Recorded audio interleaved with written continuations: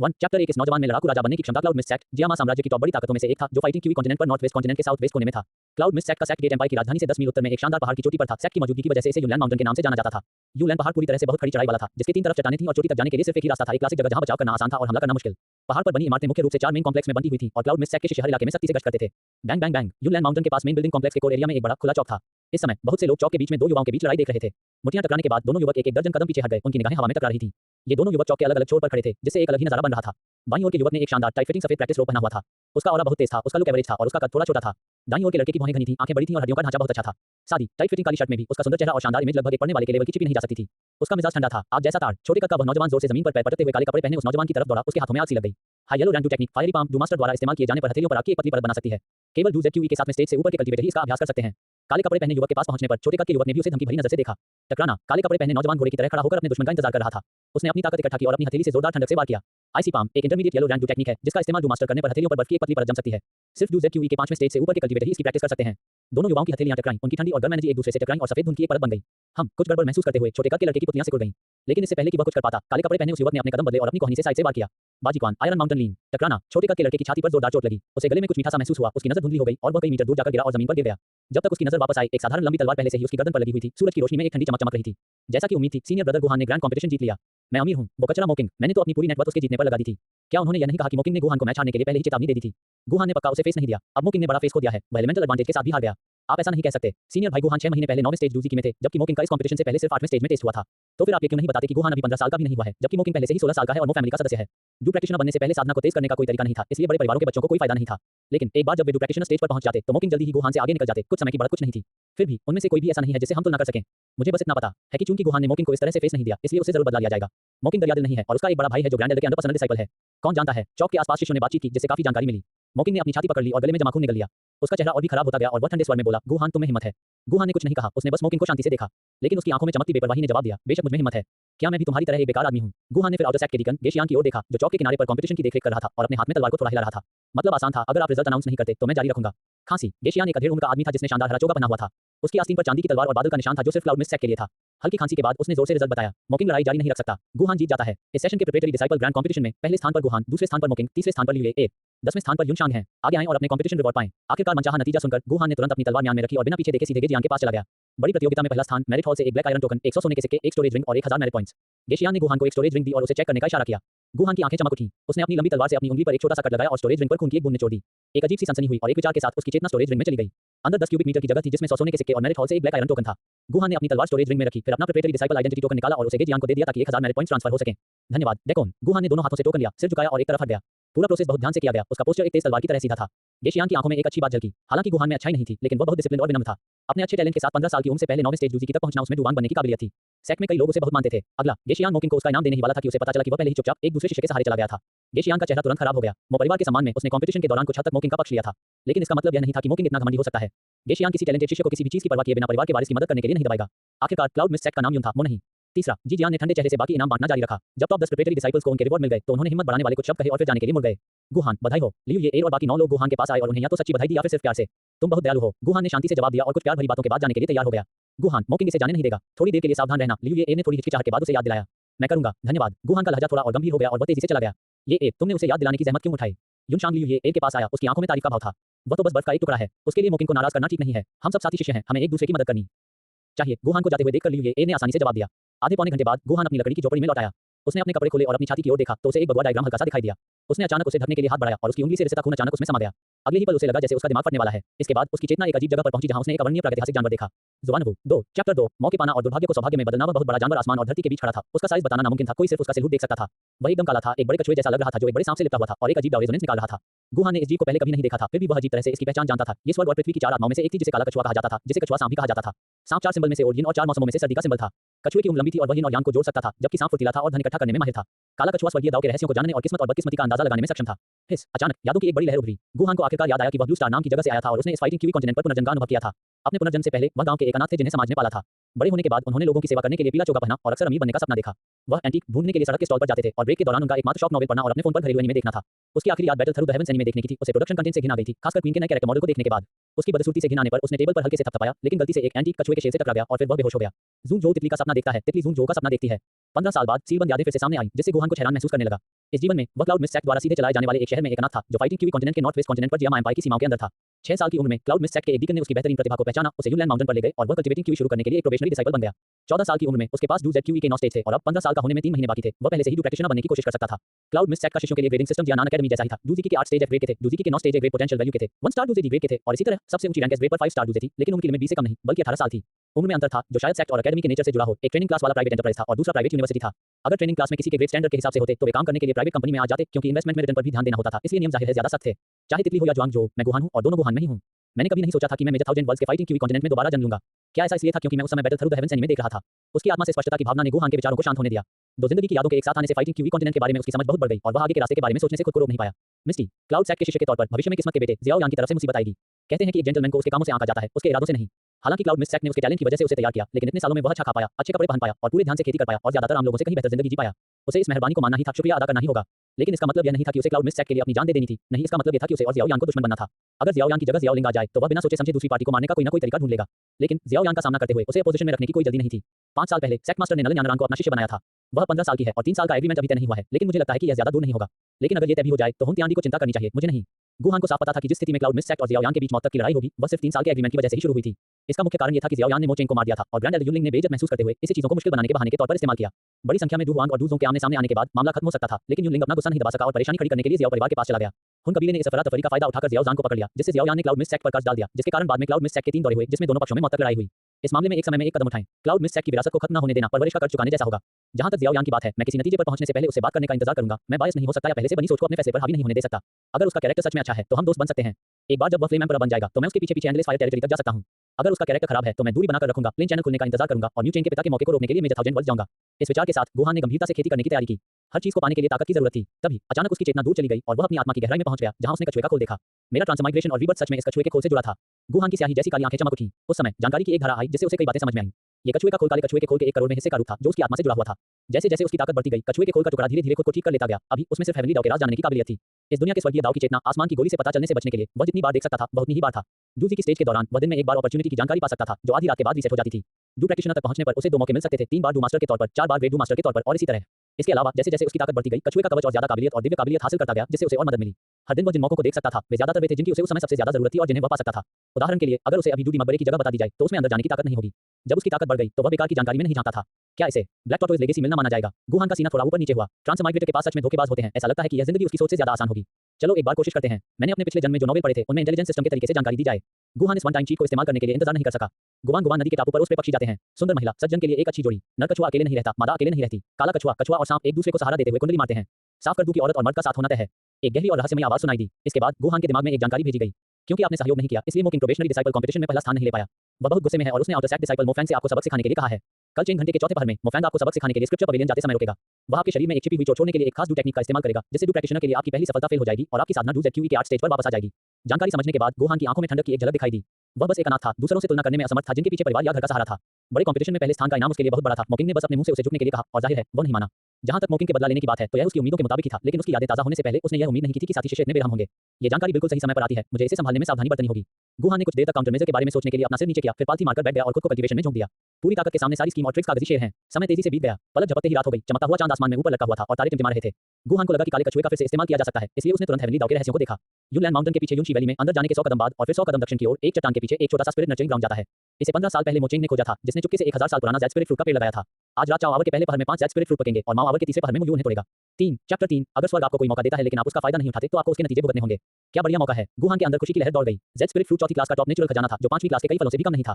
अगर इसे दवा के तौर पर इस्तेमाल किया जाए तो इसके कई असर होते हैं और इसका इस्तेमाल कुछ चौथी और 5वीं क्लास की गोलियों को रिफाइन करने में बड़े पैमाने पर किया जाता था। लेकिन अगर इसे सीधे लिया जाए तो इसका सिर्फ एक ही असर होता है, डू मास्टर लेवल से नीचे के कल्टीवेटर के मेरिडियन को मजबूत करना और उनकी कल्टीवेशन स्पीड बढ़ाना। अगर इसे डूजी की स्टेज के दौरान लिया जाए तो 9वें स्टेज डूजी में डू की साइक्लोन को कंडेंस करते समय ये 100% सक्सेस रेट की गारंटी देता है। जैसा कि सब जानते थे, इंसानी मेरिडियन नाजुक होते हैं, जिससे डूजी की स्टेज के दौरान दवा की गोलियों की ताकत का सामना करना मुश्किल हो जाता था। इस स्टेज पर ज्यादातर साधक ईमानदारी से स्वर्ग और धरती की एनर्जी को सोखने के लिए सिर्फ सबसे आसान तरीकों का इस्तेमाल करके ही मजबूत बन सकते थे।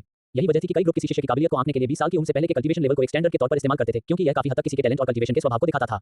यही वजह थी कि क्यूई गैदरिंग पाउडर, एक ऐसी गोली जिससे 9वें स्टेज के डू जेड क्यूई को डू प्रैक्टिशनर तक 100% सक्सेस रेट के साथ पहुंचाया जा सकता था, उसे चौथी क्लास की गोली माना गया। 9वें स्टेज से डू की साइक्लोन को कम करना डूजी में फेल होने की दर काफी ज्यादा थी। एक बार फेल होने पर किसी की साधना 8वें स्टेज पर वापस चली जाती थी। अगर किस्मत खराब रही तो सफल होने में 1 दर्जन से ज्यादा कोशिशें लग सकती थी, जिससे साधना के लिए सबसे अच्छा समय बर्बाद हो जाता था और किसी के भविष्य पर असर पड़ता था। जेड स्पिरिट फ्रूट का असर क्यूई गैदरिंग पाउडर से भी बेहतर था। ऑक्स आवर का पहला पहर रात के 1:15, अभी भी 1 घंटे से ज्यादा समय बाकी है। खरगोश के घंटे का तीसरा पहर सुबह 5:15 बजे, बीच में 4 घंटे का गैप है। समय तो है, लेकिन मुझे जल्दी करनी होगी। गुहान जल्दी से खड़ा हुआ, काले कपड़े पहने और चुपचाप लकड़ी की झोपड़ी से बाहर निकल गया। आधी रात हो चुकी थी और ज्यादातर लोग सो चुके थे। जितनी जल्दी हो सके निकलने से उसे पकड़े जाने से बचने में मदद मिलेगी। पीछे पहाड़ में क्लाउड क्रीक वैली उस इलाके से काफी दूर थी जहां प्रिपरेटरी डिसाइपल्स रहते थे और रास्ता मुश्किल था। जल्दी निकलने से किसी भी अचानक होने वाली दिक्कत से बचा जा सकता था। लगभग 2 घंटे बाद गुहान जानकारी में बताई गई जगह पर पहुंच गया।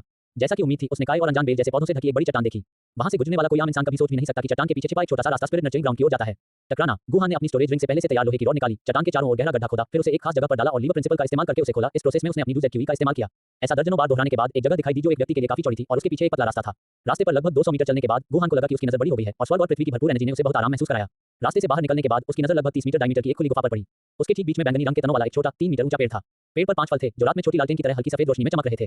Z spirit fruit. गुहान की सांस थोड़ी अटक गई। ये डू प्रैक्टिशनर लेवल तक जल्दी पहुंचने का उनका टिकट था और यह उनके मेरिडियन को भी मजबूत कर सकता था, जिससे उनके भविष्य का साधना मार्ग आसान हो जाता। ये कहना कोई बड़ा चढ़ाकर कहना नहीं होगा कि एक जेड स्पिरिट फ्रूट की क्लाउड मिस्ट सेट की मेहरबानी का बदला चुकाने के लिए काफी था। फ्यू। सांस छोड़ते हुए गुहान सावधानी से जेड स्पिरिट फ्रूट के पेड़ की ओर चला। उसकी आंखें सतर्कता से आसपास देख रही थीं। हालांकि जानकारी में किसी खतरे का जिक्र नहीं था और एंट्रेंस पर लगी चट्टान से पता चलता था कि कई सालों से कोई अंदर नहीं आया था, लेकिन चौथी क्लास के कुदरती खजाने में जादुई जानवरों के आने की बहुत ज्यादा संभावना थी। फिर भी सावधान रहना पड़ता था। अच्छी बात यह थी कि काले कछुए को जो मौका मिला वो भरोसेमंद था। जब तक उसने सभी 5 जेड स्पिरिट फ्रूट तोड़कर अपनी स्टोरेज रिंग में नहीं रख दिए, तब तक कोई खतरा नहीं हुआ। हालांकि वह जेड स्पिरिट फ्रूट के पेड़ को उखाड़कर अपने साथ ले जाना चाहता था, लेकिन गुहान जानता था कि अभी यह मुमकिन नहीं है, इसलिए वह बिना रुके चला गया। करीब 2 घंटे बाद वह अपनी छोटी लकड़ी की झोपड़ी में लौट आया और उसका धड़कता दिल धीरे-धीरे शांत हो गया। इस बीच जिस इलाके में आउटर सेक्ट के शिष्य रहते थे, वहां एक बिल्डिंग का लकड़ी का दरवाजा अचानक खुल गया, जो एक ऐसी जगह पर था जहां से बहुत अच्छा नजारा दिखता था। मोकिंग, जो अंदर के कमरे में सो रहा था, उसने अपनी आंखें खोली और बहुत नाराज होकर बोला, कौन है? तुम्हारी हिम्मत कैसे हुई इस युवा मास्टर को परेशान करने की? मोकिंग का चेहरा अचानक जम गया, फिर तुरंत मुस्कान में बदल गया और वह बिस्तर से लुढ़ककर विजिटर की ओर चला गया। भाई, तुम यहाँ क्यों हो? वह विजिटर कोई और नहीं बल्कि मोयू था, जो ग्रेट एल्ड यू लिंग का शिष्य और मो कबीले के ग्रेट एल्ड का पोता था। 18 साल की उम्र में वह पहले से ही एक स्टार डू मास्टर था, जिसमें 30 साल से पहले डू लिंग तक पहुंचने और 40 साल से पहले डू वन पर हमला करने की क्षमता थी। मैंने कल की घटना के बारे में सुना। मोयू मोकिंग की तरफ पीट करके खिड़की के पास गया और गायब होने वाले चांद को देखने लगा। मैं खास तौर पर तुम्हें चेतावनी देने आया था, कोई भी फालतू काम मत करना। भाई, मोकिंग बहस करना चाहता था। गुहान ने उसे इज्जत नहीं दी, जिसका मतलब था कि वह मो प्लान को इज्जत नहीं दे रहा था। उसे सबक कैसे नहीं सिखाया जा सकता था? भविष्य में पंथ के दूसरे लोग मो कबीले को कैसे देखेंगे? क्या वे सोचेंगे कि मो कबीला कमजोर है और उसे धमकाना आसान है? मैं महान एल्डर का पर्सनल शिष्य हूं और मुझे कई हालात में मिसाल बनकर लीड करना चाहिए। मोयू ने मोकिंग को घूरकर देखा, उसकी नजरें दबाने वाली थीं। सेक्ट के अपने नियम हैं और पनिशमेंट एल्डर मेरे टीचर से ज्यादा सेक्ट लीडर के ज्यादा करीब हैं। सेक्ट के अंदर हमें नियमों का पालन करना चाहिए, लेकिन सेक्ट के बाहर। मोयू ने बाकी बातें ज्यादा नहीं बताई, लेकिन मोकिंग समझ गया। गुहान बस एक अनाथ था। हालांकि उसमें अच्छा टैलेंट था, लेकिन आखिर में उसे एक्सपीरियंस के लिए बाहर जाना ही था। उस समय जियामा साम्राज्य के उत्तर पूर्वी प्रांत में 4 महान परिवारों के मुखिया के तौर पर मो कबीले की ताकत के साथ उसे चुपचाप निपटने के 100 तरीके थे। व्यक्ति को संप्रदाय के भीतर छिपना और संयम रखना सीखना चाहिए। हाँ बड़े भाई, मोकिंग ने बात मान ली और तुरंत कहा, मैंने मोफैन को चुपके से गुहान को सबक सिखाने के लिए भेजा है। मैं जाकर उसे बता दूंगा कि प्लान अभी कैंसिल हो गया है। जरूरत नहीं है। मोयू ने हाथ उठाया। तुम्हें क्या लगता है मैंने इसके बारे में कहां सुना? मैंने मोफैन से कहा है कि प्लान के मुताबिक आगे बढ़े, लेकिन इसके बजाय छिपे हुए तरीके अपनाएं और चेतावनी दे। अब तुम्हें इन चीजों के बारे में चिंता करने की जरूरत नहीं है। बस अपनी साधना पर ध्यान दो। एक बार जब मैं तुम्हारे लिए जेड स्पिरिट फ्रूट ले लूंगा तो तुम डू प्रैक्टिशनर तक पहुंच सकते हो। तब तक आपके पास कबीले से मिली गोलियां और रहस्यमय लेवल के तरीके और दाव तकनीकें होंगी, साथ ही ग्रेट डाउ मास्टर और डाउलिंग लेवल के टीचरों से गाइडेंस भी मिलेगी। गुहान जैसे लोग आपकी पीठ भी नहीं देख पाएंगे। अपने बड़े भाई द्वारा बताए गए सीन के बारे में सोचते हुए मोकिंग की आंखें जोर से भर गईं। 15 मिनट बाद मोयू ने क्लाउड क्रीक वैली की ओर भागने के लिए येलो लेवल मूवमेंट टेक्निक का इस्तेमाल किया। साफ तौर पर हिली हुई चट्टान को देखकर मोयू का एक्सप्रेशन एकदम बदल गया। उसके दिल में एक बुरा सा डर पैदा हो गया। वह जल्दी से स्पिरिट नर्चरिंग ग्राउंड की ओर गया और जेड स्पिरिट फ्रूट का पेड़ खाली देखकर वह लगभग बेहोश हो गया। किस बदमाश ने ये किया? मेरा मो कबीला कभी भी तुम्हारे साथ एक ही आसमान शेयर नहीं करेगा। अच्छू बदमाश। गुहान को अपनी नाक में खुजली महसूस हुई। समय का हिसाब लगाते हुए क्या मोयू मुझे गाली दे रहा है? उसकी आंखों में एक हल्की सी मुस्कान आ गई। गुहान ने अपनी रफ्तार तेज कर दी और अपना टोकन पकड़े हुए वह आउटर सेक्ट कल्टीवेशन हॉल में पहुंच गया। क्लाउड मिस्ट सेक्ट में 4 कल्टीवेशन हॉल थे, जो एक के बाद एक बाहरी सेक्ट, अंदरूनी सेक्ट, पहाड़ की चोटी और पीछे के पहाड़ पर बने थे। ये सभी ऐसी जगहों पर थे जहां स्वर्ग और पृथ्वी की एनर्जी सबसे ज्यादा थी। कल्टीवेशन हॉल के अंदर कल्टीवेशन रूम थे। एक दिन के लिए बाहरी सेक्ट कल्टीवेशन रूम में कल्टीवेशन करने पर 100 कंट्रीब्यूशन पॉइंट्स लगते थे, इसलिए बाहरी सेक्ट के शिष्य उनका इस्तेमाल तभी करते थे जब वे किसी छोटे दायरे से बाहर निकलने की कोशिश करते थे। गुहान को मैरिट हॉल जाने की कोई जल्दी नहीं थी, जैसा कि पहले प्लान किया गया था। इसके बजाय वह पहले बाहरी संप्रदाय के साधना कक्ष में आया और अपनी सफलता पूरी करने के लिए यहाँ के माहौल का इस्तेमाल करने की तैयारी की। लेकिन जैसे ही वह कल्टीवेशन हॉल में घुसा, उसने देखा कि कोई बगल से निकलकर उसकी तरफ दौड़ा। यह उसकी है। Chapter 4 the Q cyclone of battle, 1 star battle master. वह यहाँ क्यों आएगी? गुहान की आंखों में शक की एक झलक दिखाई दी। उसकी तरफ करीब 15 साल की एक लड़की आ रही थी। वह शांत और सुंदर दिख रही थी और उसका चेहरा आकर्षक था। उसने चांद जैसे सफेद रंग का लबादा पहना हुआ था जो उसके सुंदर सुडौल शरीर को और उभार रहा था। उसके नाजुक कानों में हरे जैड के पेंडेंट लटक रहे थे, जो उसके हिलने डुलने पर एक तीखी खनकने की आवाज निकाल रहे थे। वह कोई और नहीं बल्कि क्लाउड मिस्ट सेक्ट के सेक्ट लीडर यून की शिष्या नलन यानरान थी। लेकिन सेक्ट लीडर की पर्सनल शिष्या होने के नाते वह ट्रेनिंग के लिए आउटर सेक्ट कल्टीवेशन हॉल में क्यों आएगी? भले ही पीछे के पहाड़ अभी भी पहुंच से बाहर थे, फिर भी वह जरूर कोड डिसाइपल कल्टीवेशन रूम का इस्तेमाल कर सकती थी। हालांकि गुहान हैरान था, फिर भी वह तेजी से आगे बढ़ा और रास्ता बनाने के लिए एक तरफ हट गया। अरे नालन यानरान, जो सोच में डूबी हुई चल रही थी, उसने भी देखा कि वह आदमी अचानक उसके सामने आ गया। जैसे ही वह बचने वाली थी, उसने देखा कि दूसरा आदमी पहले ही जा चुका है, इसलिए वह बस अपने रास्ते पर चलती रही। उसकी नजर कुछ देर के लिए गुहान के चेहरे पर टिकी रही। उसकी आंखों में उसके सुंदर चेहरे को देखकर हैरानी की झलक दिखी। उसने हल्के से सिर हिलाकर हाँ कहा और अपनी चाल तेज कर दी और जल्दी एंट्रेंस से गायब हो गई। गुहान ने पीछे मुड़कर नहीं देखा। नालन यानरान को पार करने के बाद वह सीधे रजिस्ट्रेशन डेस्क पर चला गया। Lord deacon. गुहान ने अपना पहचान पत्र निकाला और उसे दे दिया। आउटर सेक्ट कल्टीवेशन हॉल का इंचार्ज एक इज्जतदार अधेड़ उम्र का आदमी था जो पूरी ईमानदारी से भरा दिखता था। एक तैयारी करने वाला शिष्य। अधेड़ उम्र के आदमी ने टोकन ले लिया। उसकी आंखों में हैरानी की एक झलक थी। तैयारी करने वाले शिष्य अभी तक डू प्रैक्टिशनर नहीं बने थे। डूजी को ट्रेन करने के लिए कल्टीवेशन हॉल में आना मेरिट पॉइंट्स की बहुत ज्यादा बर्बादी थी, जब तक कि वे यहाँ आगे बढ़ने के लिए न हो। क्या आप गुहान हैं? अधेड़ उम्र के आदमी के चेहरे पर एक प्यारी सी मुस्कान आ गई।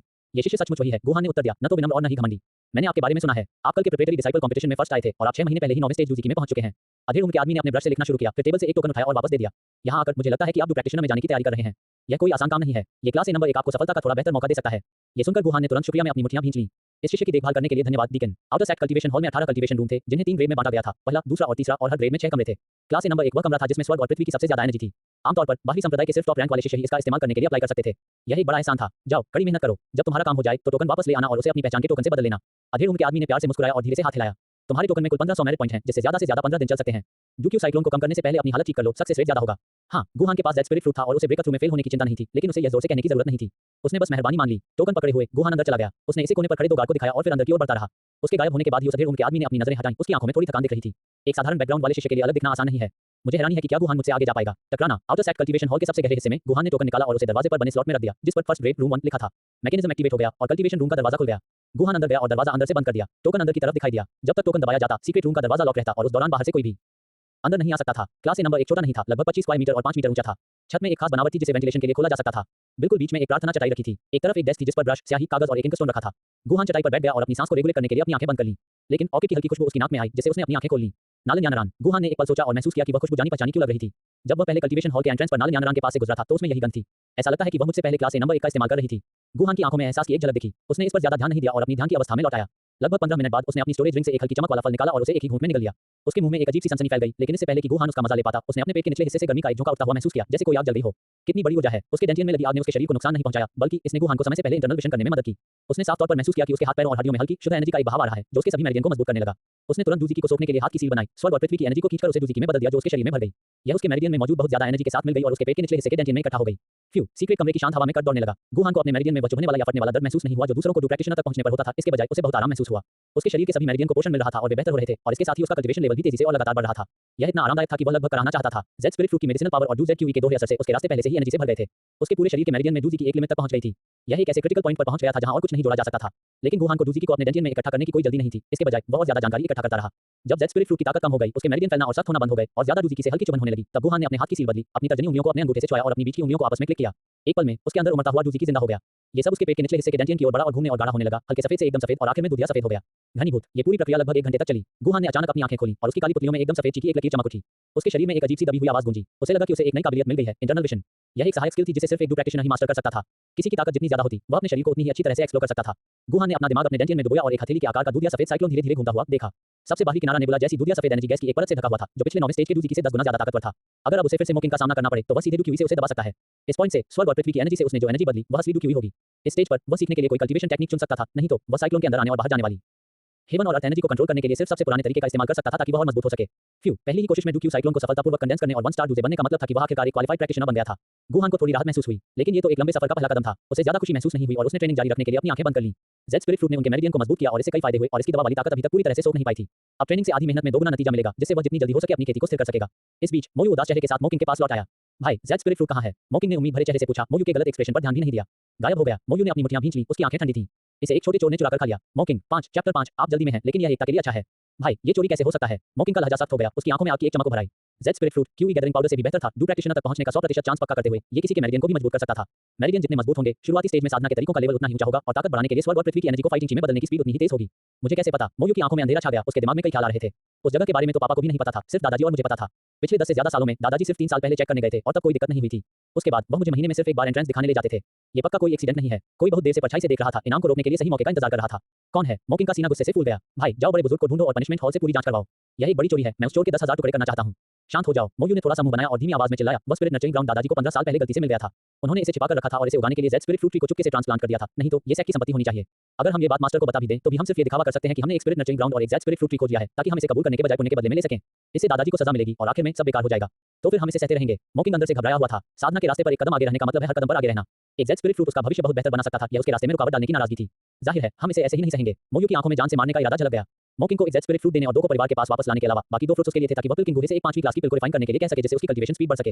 वह छोटा चोर जो एक ही बार में सभी 5 जेड स्पिरिट फ्रूट ले रहा था, वह भी उसके मजबूत बनने के रास्ते में रुकावट बन रहा था। अभी के लिए इस बारे में हंगामा करना हमारे लिए ठीक नहीं है। जेड स्पिरिट फ्रूट का पेड़ वही है और यह जेड स्पिरिट फ्रूट से ज्यादा कीमती है। मुझे नहीं लगता कि विलेन को लालच आएगा। वे जरूर किसी को इसे चुपके से देखने के लिए अरेंज करेंगे। इसके अलावा मैं परिवार से जिया मायम्पाई की सीमाओं के अंदर जेड स्पिरिट फ्रूट्स की स्थिति पर नजर रखने को कहूंगा और मैं टीचर से कहूंगा कि वे गोलियों को रिफाइन करने के बहाने मेरे लिए उन्हें इकट्ठा कर लें। अगर इस तरह का कोई आसमानी खजाना सामने आता है तो जरूर हलचल मच जाएगी। जब ऐसा होगा तो हम सुरागों का पीछा करेंगे। मोयू ने बाकी कुछ नहीं कहा, लेकिन मोकिंग समझ गया, जब वो समय आएगा तो वे अपना बदला ले सकते हैं। क्योंकि उस व्यक्ति ने चुपके से जेड स्पिरिट फल तोड़े थे, इसलिए उनकी ताकत और बैकग्राउंड शायद आम थे। मो परिवार निश्चित रूप से इसे संभाल सकता था। तो फिर डू प्रैक्टिशनर में मेरी सफलता का क्या होगा? मोकिंग का चेहरा भद्दा था। खुद पर भरोसा करके क्या मैं गुहान से धीमा नहीं हो जाऊंगा? अगर वह 15 साल की उम्र से पहले डू प्रैक्टिशनर बन गया तो वह लगभग तुम्हारे जैसा ही होगा। भाई, ये सुनकर मोयू ने मजाक उड़ाया। तुम मेरे भाई हो, क्या तुम्हारी समझ थोड़ी और नहीं हो सकती? उसका टैलेंट मुझसे कम नहीं है, लेकिन बैकग्राउंड और रिसोर्स के मामले में क्या वह मेरे बराबर है? इसके अलावा मोफैंग भी उसके खिलाफ है। टैलेंट ऐसी चीज नहीं है जिसे खत्म नहीं किया जा सकता। झांग चुचेन के बारे में सोचो, जो एक बार पिता से भी आगे निकल गया था। हे जेड स्पिरिट फ्रूट के बिना परिवार आपके लिए क्यू गैदरिंग पाउडर तैयार करेगा। गुहान की किस्मत के बारे में सोचकर मोकिंग का मूड तुरंत काफी सुधर गया। इसके अलावा उसके पास अभी भी बैकअप क्यू गैदरिंग पाउडर था। तभी बाहर से आवाज आई, मोफैंग यंग मास्टर से मिलने का अनुरोध करता है। अंदर आओ, मोयू ने कहा। एक सुंदर, लंबा और पतला नौजवान हाथ जोड़कर और झुककर अंदर आया। मोफैंग सबसे बड़े यंग मास्टर और दूसरे यंग मास्टर को नमस्ते करता है। क्लाउड मिस्ट सेक में ऐसी फॉर्मेलिटीज की कोई जरूरत नहीं है। मोयू के चेहरे पर हल्की सी मुस्कान आ गई और उसने अपनी हथेली से उठाने का इशारा किया। मैंने तुम्हें जो काम सौंपा था वह कैसा चल रहा है? यंग मास्टर के जवाब में, आपका सबॉर्डिनेट इसी मामले पर रिपोर्ट करने आया है। मोफैंग ने अपना सिर और नीचे कर लिया। मैं स्क्रिप्चर हॉल के रास्ते पर इंतजार कर रहा था, लेकिन बहुत देर तक कोई नहीं आया। गुहान के घर की जांच करने के बाद मुझे पता चला कि वह आज सुबह आउटर सेक कल्टीवेशन हॉल की ओर गया था। वह कल्टीवेशन हॉल में क्या कर रहा है? मोकिंग ने अनजाने में भौहें चढ़ाईं। ब्लैक आयरन टोकन मिलने के बाद क्या उसे तुरंत जाकर नई टेक्निक नहीं ले लेनी चाहिए थी, या अपनी सफलता की तैयारी के लिए कोई कल्टीवेशन मेथड भी नहीं चुनना चाहिए था? तो फिर सिर्फ एक ही वजह है। मोयू की नजर थोड़ी गहरी हो गई। वह डू प्रैक्टिशनर तक पहुंचने की तैयारी कर रहा है क्या? मोकिंग उत्साह से खड़ा हो गया। किस वजह से? अगर वह सफल हो गया तो क्या वह तुमसे भी तेजी से डू प्रैक्टिशनर नहीं बन जाएगा भाई? मोयू, गुहान को 6 साल की उम्र में उसकी काबिलियत की जांच के बाद ही साधना के लिए संप्रदाय में वापस लाया गया था, जबकि मोयू ने 4 साल की उम्र में परिवार के बड़ों की देखरेख में साधना शुरू कर दी थी। अगर गुहान को टैलेंट के मामले में सफल हो पाता तो वह सच में उसे काफी ज्यादा मजबूत होता। जाओ और कल्टीवेशन हॉल पर नजर रखो। मोयू ने अनजाने में अपने हाथ मले। अगर गुहान अपनी सफलता में नाकाम रहता है तो हमला करने का कोई और मौका ढूंढो। अगर वह सफल हो जाए तो कुछ मत करना, तुरंत आकर मुझे रिपोर्ट करना। हाँ, मोफैंग ने ऑर्डर लिया और वापस चला गया। भाई, अगर वह सफल हो गया तो खतरा बहुत बड़ा हो जाएगा। मोकिंग ने बेसब्री से कहा। उसकी आंखों में जलन थी।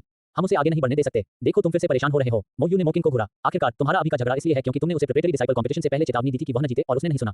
बात बस इतनी है कि तुम उससे खुश नहीं हो। उसका तुमसे या मो परिवार से कोई खास झगड़ा नहीं है। अगर वह कामयाब हो जाता है तो वह जरूर कई डीकन और एल्डर्स की नजर में आएगा।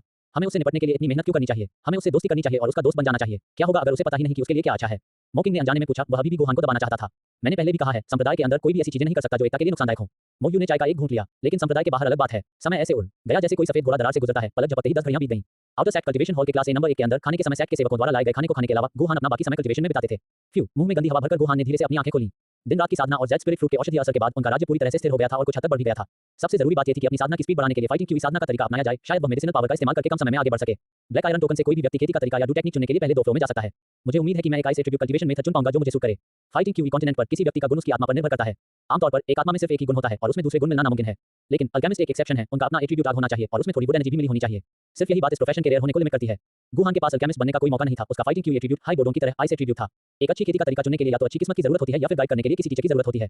मेरे टैलेंट के साथ टीचर के तौर पर लेने के लिए एक एल्डर ढूंढना मुश्किल नहीं होगा, लेकिन क्लाउड मिस्ट सेक में कोई आइस एट्रिब्यूट वाला एल्डर नहीं है, इसलिए यह मेरे लिए सही नहीं है। यहाँ टीचर लेने के बजाय मैं बोर्डों को ढूंढ लूंगा। लेकिन इससे कोई फर्क नहीं पड़ता, मेरे अपने फायदे हैं। गुहान ने अपनी दिव्य भावना को अपनी चेतना की गहराई में ज़ुबान शेल में डुबो दिया और एक अच्छा मौका पाने की तैयारी की। डू प्रैक्टिशनर में सफल होने के बाद उसे हर दिन 2 मौके मिल सकते थे, लेकिन अगले ही पल उसकी भौहें तन गईं। अरे, ये तो चैप्टर 6 जीनियस अलग होते हैं। स्पेशल ट्रीटमेंट एक स्पेस।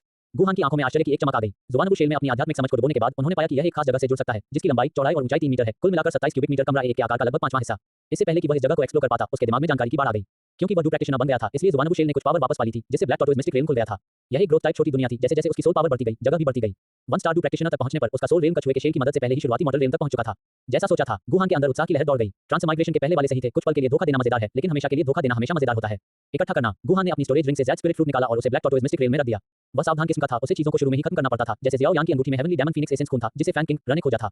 अब से आम और कम कीमती चीजें स्टोरेज रिंग में रखी जाएंगी, जबकि बाकी सब कुछ ब्लैक टॉर्टोइज मिस्टिक रेल्म में स्टोर किया जाएगा। और फिर वह जेड स्पिरिट फ्रूट ट्री है। गुहान का दिमाग तेजी से चलने लगा। वह खुद को लेकर जागरूक था और उसने कुछ समय से जेड स्पिरिट फ्रूट के पेड़ को छूने का प्लान नहीं बनाया था। लेकिन अब जब उसके पास एक पोर्टेबल सीक्रेट जगह थी जिसमें जिंदा चीजें रह सकती थी, जहां दुनिया की एनर्जी जल्द ही बाहर से 3 गुना ज्यादा डेंस हो जाएगी, तो वह इतनी अच्छी चीज को खुले में नहीं रहने दे सकता था। लेकिन जेड स्पिरिट फ्रूट होने के बाद मो परिवार जरूर देखेगा। मैं अभी हिल नहीं सकता, पहले मैं अपने मौके देखूंगा। गुहान ने खुद को संभाला और एक बार फिर ज़ुबान बुशेल से बात की। अगले ही पल उसके दिमाग में 2 बातें उभरी। मेरिट हॉल की दूसरी मंजिल पर 99 नंबर वाले कमरे में एक लो लेवल ज़ुबान class ice attribute cultivation technique है जिसे प्रोफाउंड आई स्ट्रेंथ कहते हैं, जो आपकी अभी की कल्टीवेशन के लिए एकदम सही है। मोयू को जेड स्पिरिट फ्रूट चोरी होने का पता चलने पर बहुत गुस्सा आया। उसने रास्ते के एंट्री गेट पर लोगों को निगरानी रखने के लिए रखा है और वह अपने परिवार और मालिक के असर का इस्तेमाल करके जेड स्पिरिट फ्रूट के बारे में जानकारी इकट्ठा करने की भी योजना बना रहा है ताकि चोर का पता लगाया जा सके। ये सच में भगवान का वरदान है। गुहान की आंखों में एक हल्की सी मुस्कान आ गई। ज़ुबान बुशेल ने बताया था कि इससे जो मौके मिले उनकी उसे तुरंत जरूरत थी और वह उन्हें पा सकता था। इन 2 मौकों ने उन्हें इस बात का और भी गहराई से एहसास कराया। क्योंकि खेती का सही तरीका मौजूद था, इसलिए उसे इसे हासिल करके जल्द से जल्द प्रैक्टिस शुरू कर देनी चाहिए। तारांकन टकराना। गुहान कल्टीवेशन रूम के दरवाजे पर आया और टोकन को नीचे दबा दिया। दरवाजा धक्का देकर खुला और बाहर निकले तो उन्होंने पाया कि कोई उनके सामने वाले कमरा ए2 का दरवाजा भी धक्का देकर खोल रहा था। उनकी नजरें मिली और गुहान और नालान यानरान दोनों ने थोड़ी हैरानी दिखाई। दोनों में से किसी को भी उम्मीद नहीं थी कि वे कल सुबह जिस व्यक्ति से मिले थे आज फिर उससे मिलेंगे। गुहान ने नमस्ते में सिर हिलाया और कल्टीवेशन हॉल से बाहर जाने के लिए मुड़ा। नालान यानरान की खूबसूरत आंखों में एक अजीब सी चमक आ गई, लेकिन उसने कुछ नहीं कहा और बाहर चली गई। डीकन। गुहान रजिस्ट्रेशन डेस्क पर गया और कल्टीवेशन रूम टोकन लौटा दिया। अधेड़ उम्र के आदमी ने, जो अभी भी ऊँग रहा था, अपनी आंखें खोली। गुहान का हेल्दी रंग देखकर उसकी आंखों में रोशनी की एक चमक आ गई। आप कामयाब हो गए, अधेड़ उम्र के आदमी ने टोकन लेते हुए कंफर्मेशन के लिए पूछा। हाँ, गुहान ने संक्षेप में उत्तर दिया। अच्छा है, बुरा नहीं है। अधेड़ उम्र के आदमी ने मुस्कुराते हुए सिर हिलाया। रजिस्ट्रेशन पूरा करने के बाद उसने गुहान का आइडेंटिटी टोकन लौटा दिया। तो सबसे पहले आउटर सेक्ट अफेयर्स हॉल में जाकर अपना आउटर सेक्ट डिसाइपल रजिस्ट्रेशन पूरा करो। तुम अपनी exclusive outer sect disciple uniform और तलवार ले सकते हो। आपकी उम्र को देखते हुए आपको संप्रदाय से मिलने वाले एक्स्ट्रा फायदे भी मिल सकते हैं। Thank you, Deacon. गुहान ने टोकन लिया और उसे दूर रख दिया। फिर ऊपर देखकर पूछा, क्या मैं आपका नाम जान सकता हूँ? डीकन। मेरा सरनेम झांग है, आप मुझे डीकन झांग कह सकते हैं। मैं ये याद रखूंगा। गुहान ने गंभीरता से जवाब दिया, फिर मुड़कर कल्टीवेशन हॉल के बाहर की ओर चल दिया। Deacon Zhang token. Nalan Yanran registration desk पर आया और रूम में 2 का टोकन लौटा दिया। डीकन झांग ने रजिस्ट्रेशन ध्यान से पूरा किया। यंग सेक्ट लीडर हो गया। हम। नालान यानरान ने थोड़ा सा हिलाया और तब तक इंतजार किया जब तक गुहान का चेहरा दरवाजे पर गायब नहीं हो गया। फिर पूछा, वह आदमी कौन है? परसों प्रिपरेटरी डिसाइपल कंपटीशन का पहला स्थान जीतने वाला। गुहान। डीकन झांग ने सम्मान से जवाब दिया। तो वह गुहान है। नाला न्यानरांग की आंखों में एक अजीब सी चमक आ गई। उसने अपनी टीचर युन युन को ये कहते सुना था कि गुहान की साधना की प्रतिभा बहुत अच्छी थी, उससे कम नहीं। उस समय उसने इसे गंभीरता से नहीं लिया था, लेकिन अब ध्यान से तुलना करने पर वह उसे भी बेहतर लग रहा था। उन्होंने अपने चौथे जन्मदिन पर डूजी की प्रैक्टिस शुरू की थी और अपने 13वें जन्मदिन के कुछ समय बाद ही डू प्रैक्टिशनर बनने में सफल हो गई। गुहान ने 6 साल की उम्र से ही प्रैक्टिस शुरू कर दी थी और अब 15 साल से भी कम उम्र में वह डू प्रैक्टिशनर बनने में सफल हो गया था। उन्हें गाइड करने और सिखाने के लिए परिवार के बड़े बुजुर्ग और उनकी टीचर युन युन भी थी। उसमें आम 5 एलिमेंट या हवा और बिजली वाले गुण नहीं है, बल्कि उसमें बर्फ वाला दुर्लभ गुण है। क्लाउड मिस्ट सेट के पास उसके लिए कोई सही टीचर नहीं है, नहीं तो वह पक्का एक पर्सनल डिसाइपल बन जाता। नाला न्यानरांग ने मन ही मन सोचा और तय किया कि उसे अपने टीचर को इस बारे में बताना चाहिए। अगर युन युन को पता होता कि गुहान का कल्टीवेशन टैलेंट उससे थोड़ा बेहतर है, तो वह शायद उसे नर्चर करने का कोई तरीका ढूंढ लेती, जिससे भविष्य में क्लाउड मिस्ट सेट को फायदा होता। गुहान को नाला न्यानरांग के विचारों के बारे में पता नहीं था, वह पहले ही आउटर सेट अफेयर्स हॉल में आ चुका था। लेकिन मैं डू प्रैक्टिशनर बन गया हूं और आउटर सेट डिसाइपल बनने के लिए अप्लाई कर रहा हूं। गुहान ऑफिस पहुंचा। वांग हाओ, इसे उसके लिए संभालो। एक बूढ़े आदमी ने झुकी हुई कुर्सी पर सोते हुए अपनी आंखें भी नहीं खोली और करवट बदली। पास में एक सुंदर हट्टा-कट्टा आदमी ध्यान से खड़ा था। उसने किनारे पर रखी 10 फुट ऊंची काले पत्थर की गोली की ओर इशारा किया। जूनियर ब्रदर, प्लीज अपना identity token magic testing stone के खांचे में डालो और फिर अपना डू इंजेक्ट करो। गुहान मैजिक टेस्टिंग स्टोन के पास गया और जैसा उसे बताया गया वैसा ही किया। जैसे ही उसने अपना डू इंजेक्ट किया, काले पत्थर की गोली से तेजी से तेज रोशनी निकली और उस पर बड़े अक्षरों की एक लाइन दिखाई दी। गुहान 1 स्टार डू प्रैक्टिशनर, गुहान 1 star Dou practitioner. Wang Hao ने रिजल्ट बताया और गुहान का आइडेंटिटी टोकन लेने के लिए हाथ बढ़ाया। आप ही इसे संभालिए। बूढ़े आदमी ने हाथ हिलाकर टाल दिया। लेकिन अगले ही पल उसने अचानक अपनी आंखें खोली, लकड़ी की टेबल की तरफ देखा और गुहान को ऊपर से नीचे तक देखा। क्या तुम वही गुहान हो जो प्रिपरेटरी डिसाइपल कंपटीशन में फर्स्ट आए थे? क्लाउड मिस्ट सेट को preparatory disciples, outer set disciples, inner set disciples और कोर डिसाइपल्स में बांटा गया था। प्रिपरेटरी डिसाइपल डूजी की स्टेज पर कल्टीवेटर थे। अगर वे 18 साल की उम्र से पहले डूजी की के साथ में स्टेज तक नहीं पहुंच पाते, तो वे सेट के हैंडीमैन बन जाते थे या उन्हें क्लाउड मिस्ट सेट के अलग-अलग बिजनेस में काम करने के लिए बाहर से नीचे भेज दिया जाता था। प्रिपरेटरी डिसाइपल कंपटीशन सिर्फ 18 साल से कम उम्र के डिसाइपल के लिए था। डू प्रैक्टिशनर बनने के बाद एक preparatory disciple outer set disciple बन सकता है। अगर वे 25 साल की उम्र से पहले डू मास्टर लेवल तक नहीं पहुंच पाते, तो उन्हें सेट के बाहर भेज दिया जाता। एक आउटर सेट डिसाइपल जो 30 साल की उम्र से पहले डू मास्टर बन गया था, वह इनर सेट डिसाइपल बन सकता था, नहीं तो उन्हें सेट के बाहर डीकन के तौर पर नियुक्त किया जाएगा। जो लोग 40 साल की उम्र से पहले ग्रेड डू मास्टर लेवल तक पहुंच गए थे, वे कोर डिसाइपल बन सकते थे या आउटर सेट डीकन बनना चुन सकते थे। डूलिंग इनर सेट डीकन बनना चुन सकते हैं, जबकि पीक डूलिंग और डू वांगेल्डर बनेंगे।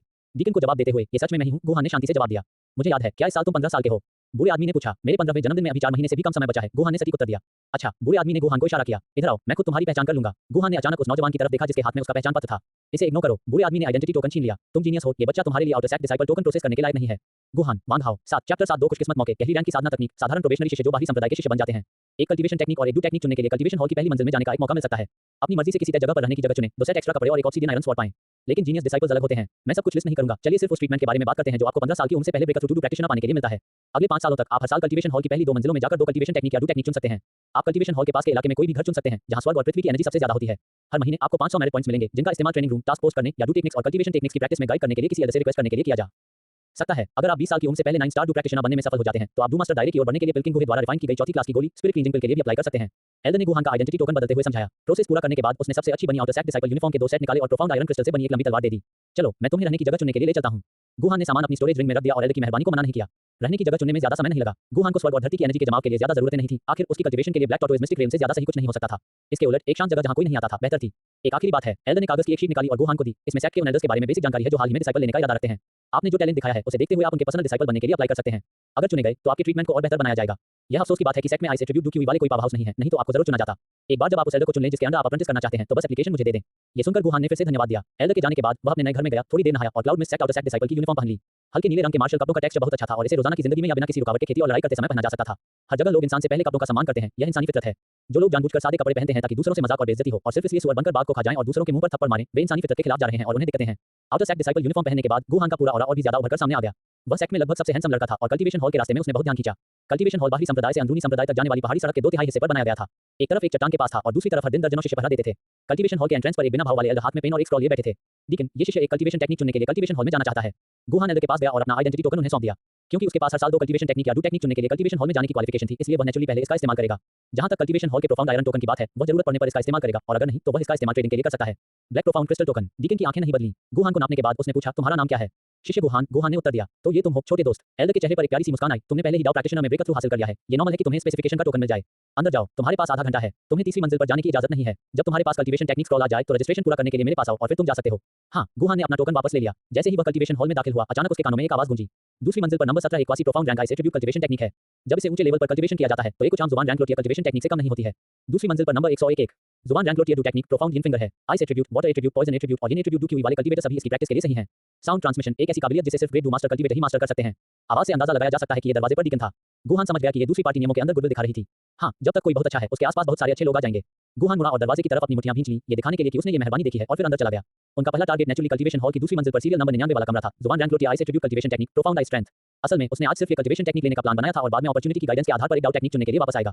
लेकिन जुबान रैंक लोटिया Dou technique profound in finger पाने के लिए डीकन की गाइडेंस से दूसरी ट्रिक करने की कोई जरूरत नहीं थी। क्लाउड मिस्ट सेट के पास 2 कल्टीवेशन हॉल थे, जिनमें से एक आउटर सेट में बनाया गया था, जिसमें सिर्फ 3 मंजिलें थीं।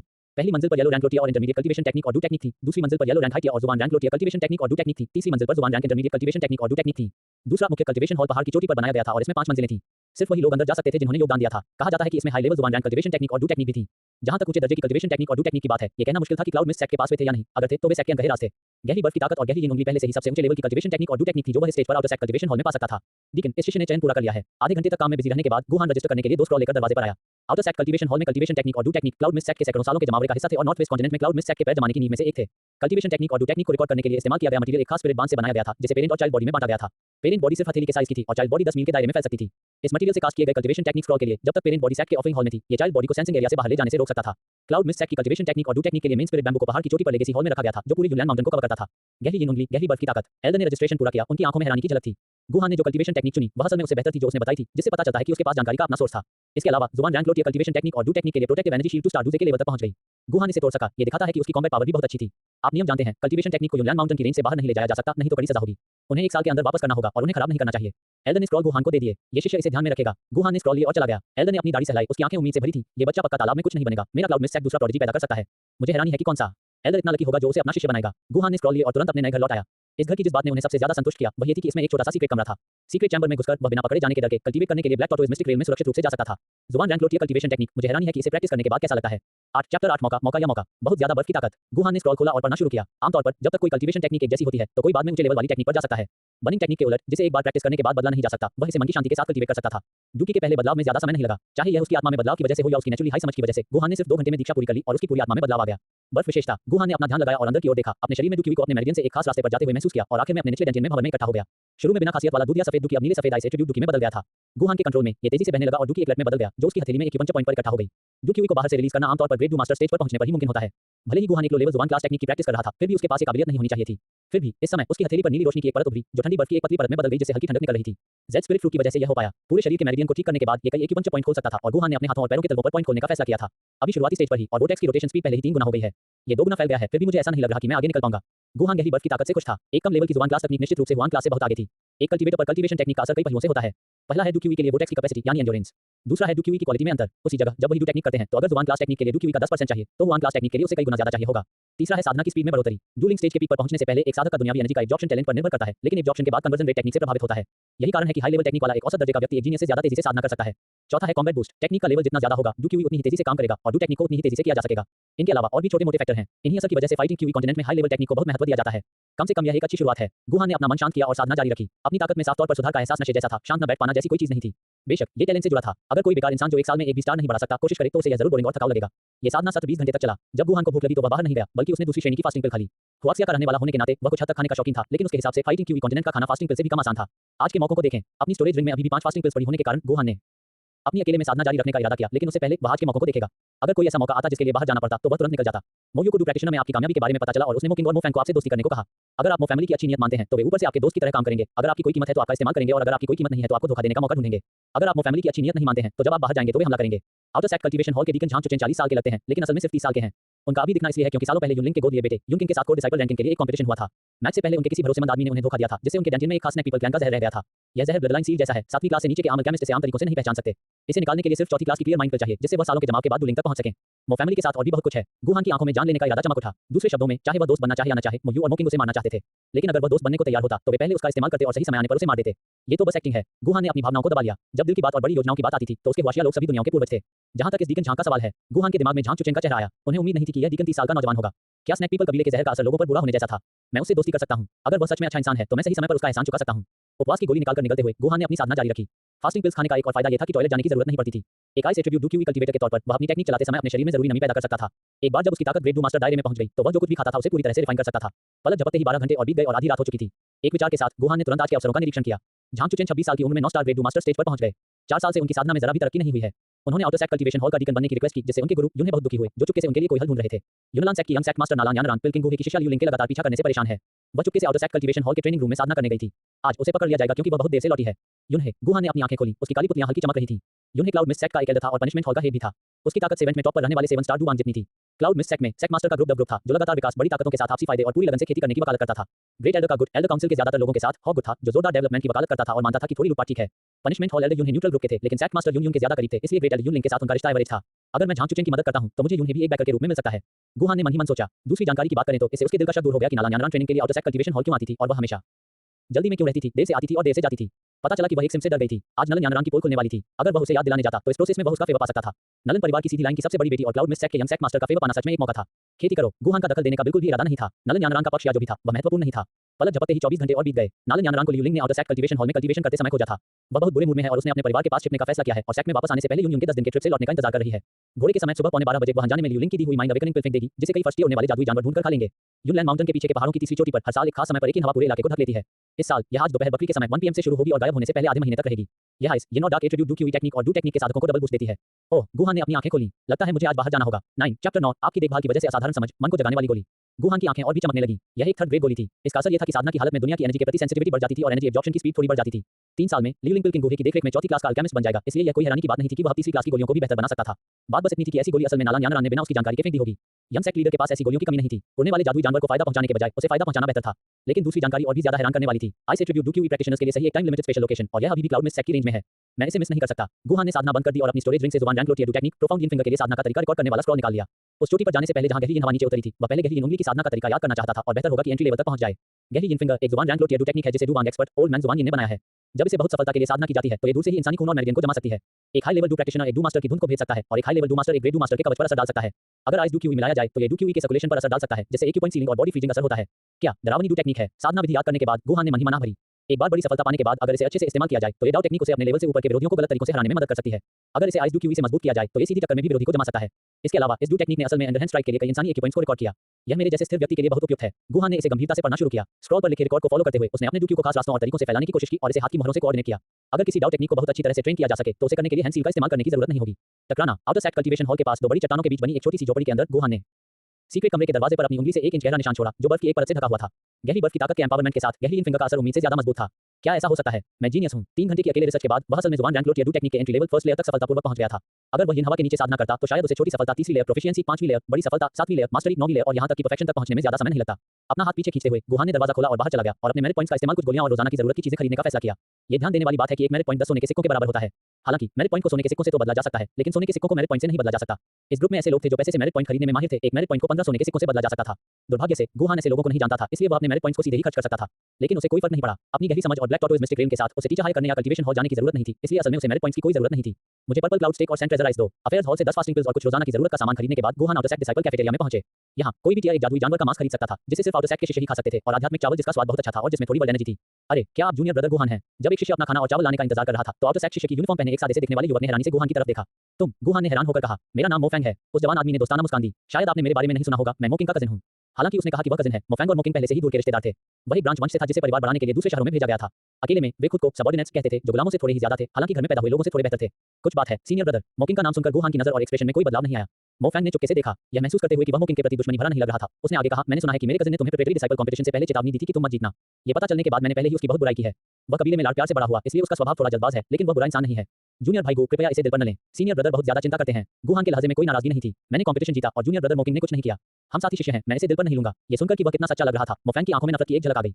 वह मुस्कुराया और बोला, जूनियर ब्रदर बहुत दयालु है, लेकिन तुम्हारा सीनियर ब्रदर होने के नाते मुझे कुछ तो करना ही होगा। इसके साथ ही वह सर्विस विंडो की तरफ चिल्लाया, हां किंग 3 और डिश डालो, seed venison, edge of flame bear pot और मोसिटी क्लाउड पिजन सूप। इन डिशेस की कीमत लगभग दर्जनों सोने के सिक्कों के बराबर थी। एक डू प्रैक्टिशनर के लिए एक बार के खाने पर इतना खर्च करना बहुत बड़ी बात थी। गुहान ने बार-बार मना किया, लेकिन वह मोफेंग को मना नहीं कर सका और उसे मानना पड़ा। जब वे दोनों खा पीकर पेट भर गए तो मोफेंग ने मुस्कुराते हुए कहा, जूनियर ब्रदर, इस मीटिंग को कोई मनमुटाव नहीं, कोई तालमेल नहीं वाला मामला समझो। मैं तुम्हारी बहुत तारीफ करता हूं, अब से हम दोस्त हैं। आउटर सेक्ट में अगर आपको कोई मुश्किल आती है तो बेझिझक मेरे पास आएं। भले ही मैं इसे संभाल न सकूं, फिर भी मोक्यांग मेरे पीछे है। इन शब्दों में थोड़ा दम दिखाने का इरादा था। गुहान के चेहरे पर कोई बदलाव नहीं आया, लेकिन अचानक उसकी आवाज गंभीर हो गई।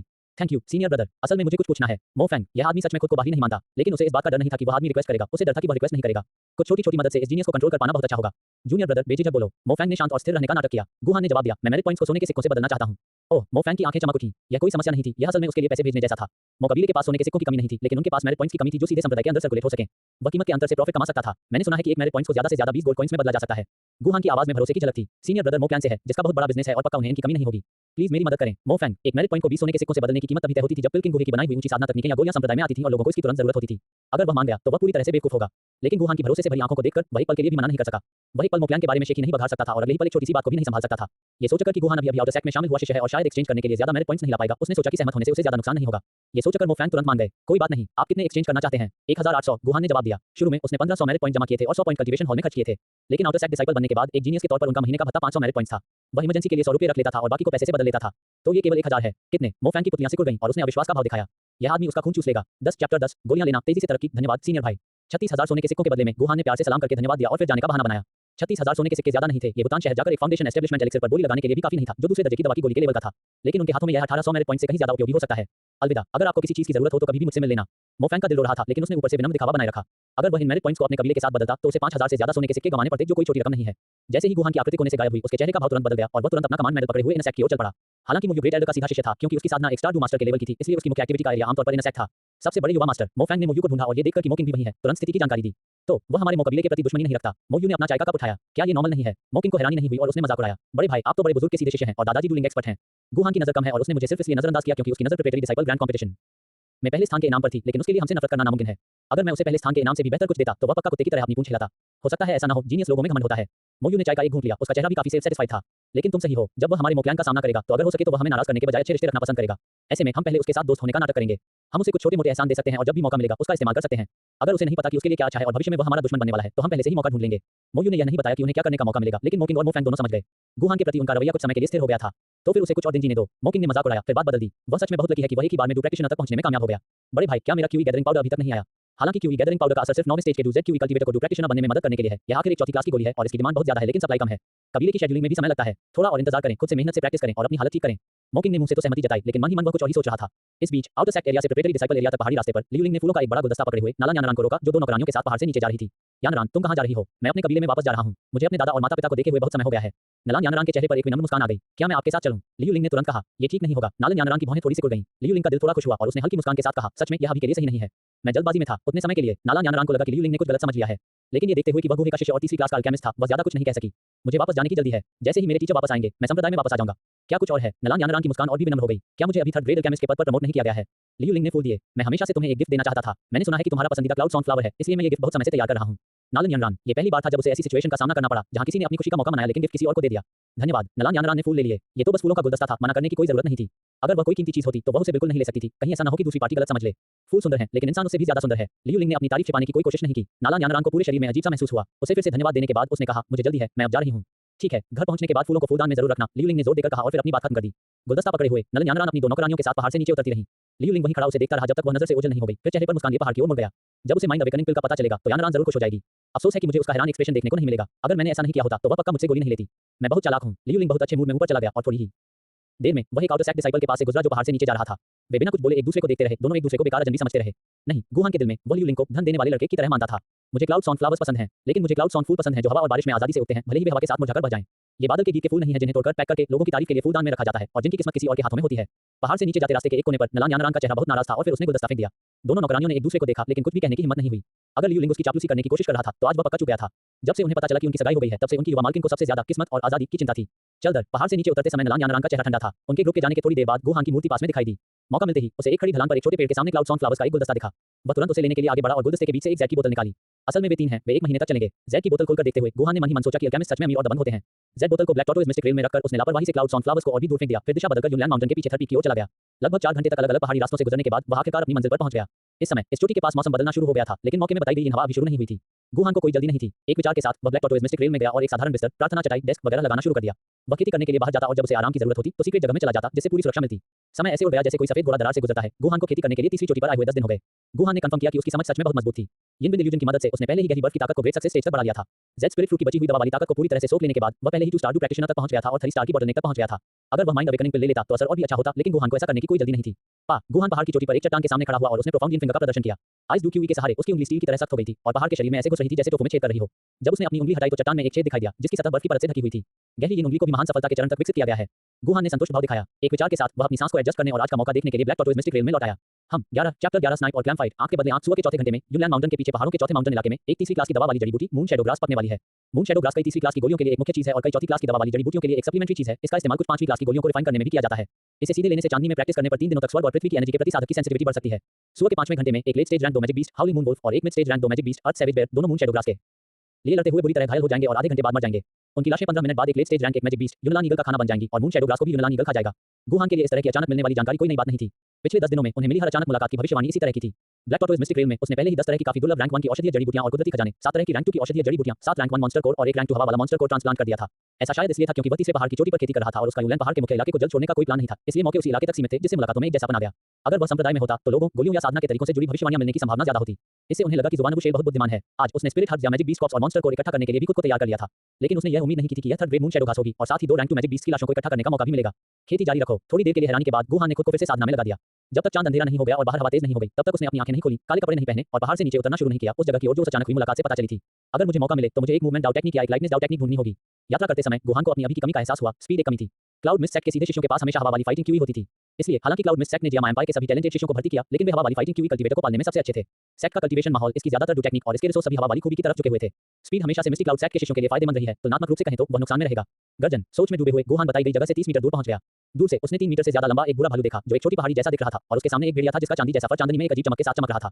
ये हाउलिंग मून वुल्फ और अर्थ सैवेज बेयर थे। उनके उत्तर में 15 मीटर की दूरी पर एक सिल्वर रंग की स्पिरिट हट थी जो चांद का सार सोख रही थी और घास फूस के ढेर से अलग दिख रही थी।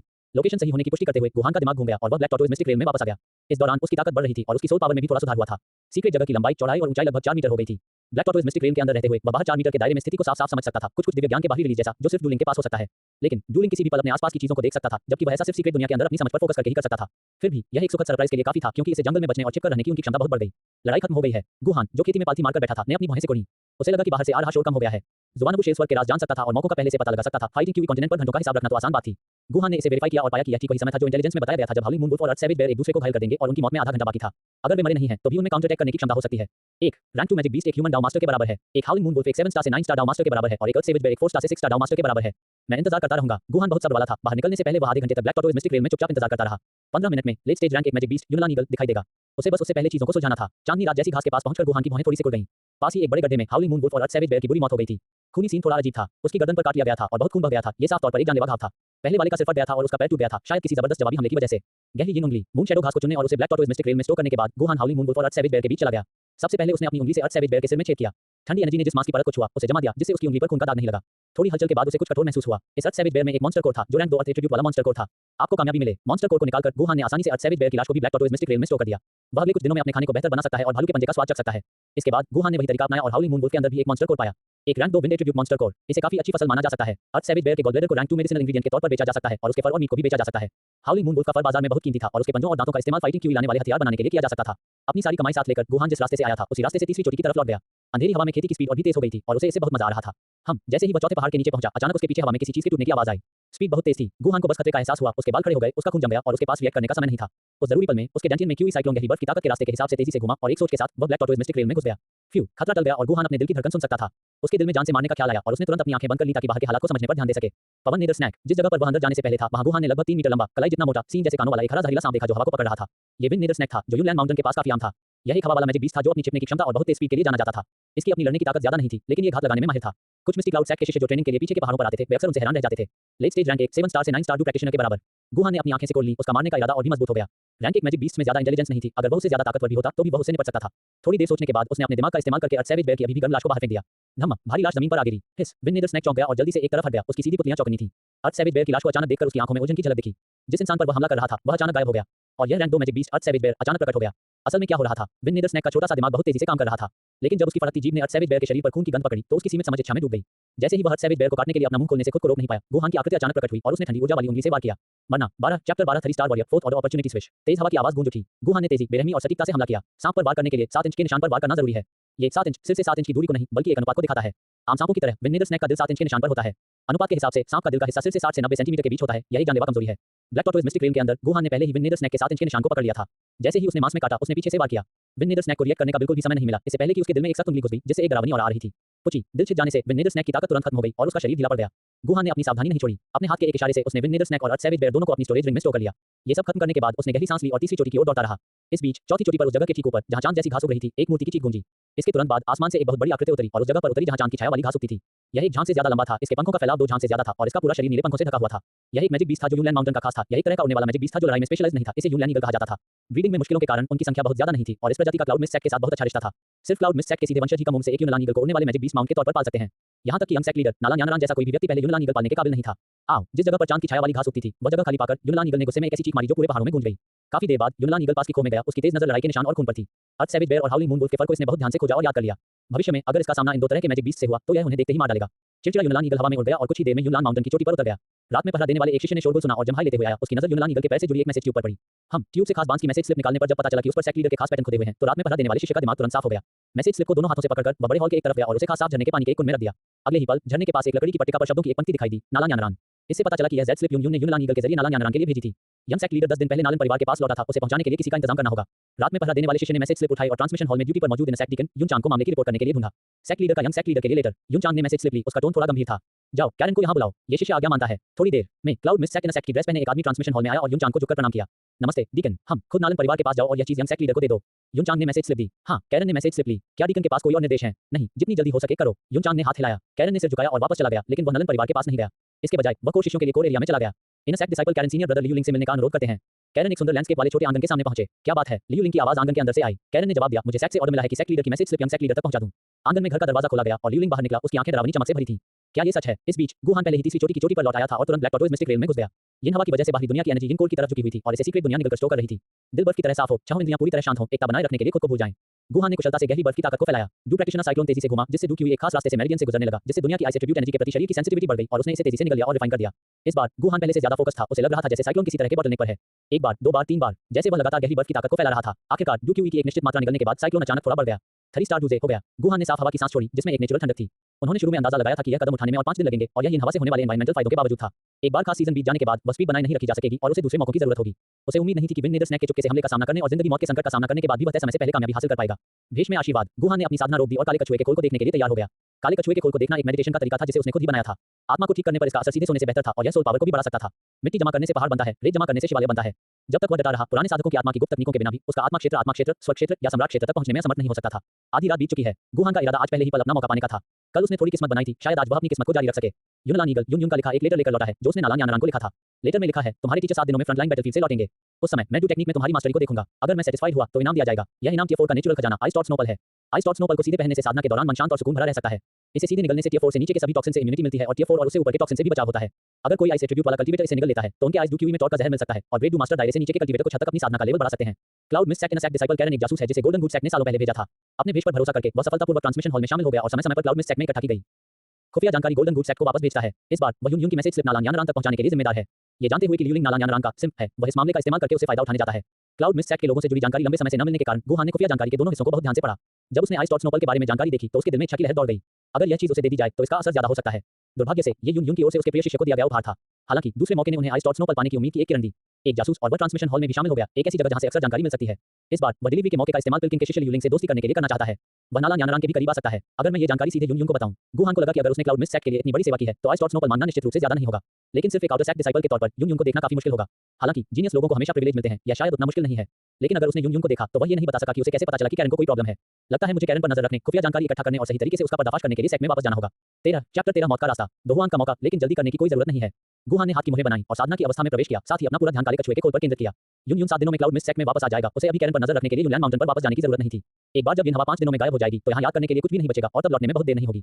वे 5 दिन पलक झपकते ही बीत गए। जियामा साम्राज्य की राजधानी में नालान परिवार की जागीर के सामने एक गाड़ी तैयार खड़ी थी। नालान यानरान ने अपना सामान पैक किया और 2 नौकरानियों के साथ अपने प्राइवेट आंगन से बाहर निकल गईं। एंट्रेंस पर लियू लिंग सुबह से इंतजार कर रहा था। वह मुस्कुराते हुए आगे बढ़ा। यानरान, सीनियर ब्रदर लियू लिंग। नालान यानरान ने एक नॉर्मल पोलाइट मुस्कान के साथ सिर हिलाया। यानरान, जैसे ही लियू लिंग कुछ कहने ही वाले थे, बगल से एक बुरी लेकिन जोशीली और अधिकार भरी आवाज आई। दादाजी। नालान यानरान मुस्कुराया और तेजी से नालान जी की ओर चला गया। मुझे लगा था कि इस बार जाने से पहले मैं आपसे नहीं मिलूंगा। यह जहर बहुत परेशान करने वाला है। मैं भी पक्के तौर पर नहीं कह सकता कि मैं कब तक अकेले रहूंगा। नालन जी ने अपनी दाढ़ी सहलाई, उसकी आंखों में गर्मी भर आई। वह अपनी इस पोती से बहुत प्यार करते थे, जिसमें बहुत टैलेंट था और जिसे क्लाउड मिस्ट सेक्ट के सेक्ट मास्टर ने अपनी शिष्या बना लिया था। दादाजी ठीक लग रहे हैं। आपकी खेती फिर से बेहतर हो गई होगी। बधाई हो दादाजी। नालन जी ने अपना सिर पीछे किया और दिल खोलकर हंस पड़े। कई साल पहले उसने अपनी ताकत बढ़ाने के लिए एक रिस्क लिया था और इस जला देने वाले जहर से पीड़ित हो गया था। खुशकिस्मती से वह अपनी ताकतवर डू क्यूई से इसे दबा सका। हालांकि उसे कभी-कभी तकलीफ होती थी, लेकिन इसे सहने से उसकी साधना बेहतर हुई, जिससे ये कहना मुश्किल हो गया कि यह श्राप था या आशीर्वाद। लियू लिंग गोल्ड मास्टर नालान को नमस्ते करते हैं। लियू लिंग नालान यानरान के पास गया और नालान जी के सम्मान में अपनी मुट्ठियां भींच लीं। क्या आप पिल्किंग गुहे के शिष्य हैं? नालान जी की नजर दबाव डालने लगी। मेरे मालिक सच में पिल्किंग हैं। लियू लिंग ने अपनी पीठ सीधी की। एक अच्छा नौजवान। नालान जी ने तारीफ में सिर हिलाया। लियू लिंग ने इसे नालन यानरान के दादा की मंजूरी समझी। उनके चेहरे पर खुशी का भाव आ गया। लेकिन इससे पहले कि वह जवाब दे पाता, नालन जी ने नलन यानरान से कहा, मेरे साथ आओ। वह नालान यानरान और लियू लिंग के हाव भाव को नजरअंदाज करते हुए मुड़ा और चला गया। नालान यानरान को एहसास हो गया कि क्या होने वाला है और उसके चेहरे की मुस्कान तुरंत गायब हो गई। गहरी सांस लेकर वह नालान जी के साथ चलने लगी। दादा और पोती पास के आंगन में पहुंचे। यानरान, तुम्हारी शादी तय हो गई है। बाहर के लोगों के साथ ज्यादा मत उलझो। नालान जी ने बुराई करते हुए कहा। जब तुम्हारे पास समय हो तो तुम्हें अपने मंगेतर से मिलने भूटान शहर जाना चाहिए।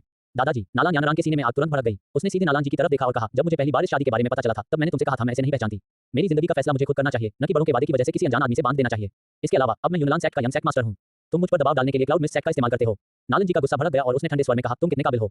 दादाजी, आप ही थे जिन्होंने बड़े होने का फायदा उठाकर मुझ पर सबसे पहले दबाव डाला था। नालान यानरान ने अपने हाथ भींच लिए। फिर भी मैं इस शादी को मान्यता नहीं दूंगी। अगर आप मुझ पर दबाव डाल रहे हैं तो ऐसे बर्ताव करें जैसे आपकी यह पोती ही नहीं है। नालान जी के एक और शब्द कहने का इंतजार किए बिना नालान यानरान मुड़ा और चला गया। तुम बदमाश! नालान जी ने हाथ उठाया। उसकी छाती गुस्से से धड़क रही थी, लेकिन आखिर में उसने कुछ नहीं किया। अचानक बर्फीले चुभने वाले दर्द की एक लहर उसके सीने में दौड़ गई, जिससे उसने बेकाबू होकर मुंह से काला खून थूक दिया। अच्छा नहीं! नालन जी तुरंत पालथी मारकर बैठ गए और जलते हुए जहर को दबाने के लिए अपनी रुकी हुई घुमाने लगे। पिता, नालान सू, जो छाया में छिपा हुआ था, प्रकट हुआ। उसने अपना हाथ उठाया और एक दवा की गोली निकाली और नालान जी को खिला दी। ओह! कुछ पल बाद नालान जी ने अपनी आंखें खोली। उन्हें अभी भी डर लग रहा था। सू ए, यह अच्छी बात है कि तुम यहाँ थे। पिताजी, हमारे बीच ऐसी फॉर्मेलिटीज की कोई जरूरत नहीं है। नालान सू का एक्सप्रेशन स्थिर था, लेकिन उसकी आंखों में एक तरह की चालाकी दिख रही थी। यानरान पर ज्यादा गुस्सा मत होइए। उसमें बहुत टैलेंट है और वह सेक्ट मास्टर यून यून की शिष्या है। उसका पीछा करने वाला पिल्किंग गुहे का शिष्य है, फिर भी उसे एक अजीब बेकार आदमी से शादी करने की उम्मीद की जा रही है। जाहिर है उसके मन में इसके लिए फीलिंग्स हैं। ऐसा मत सोचो कि मुझे नहीं पता कि तुम क्या सोच रहे हो।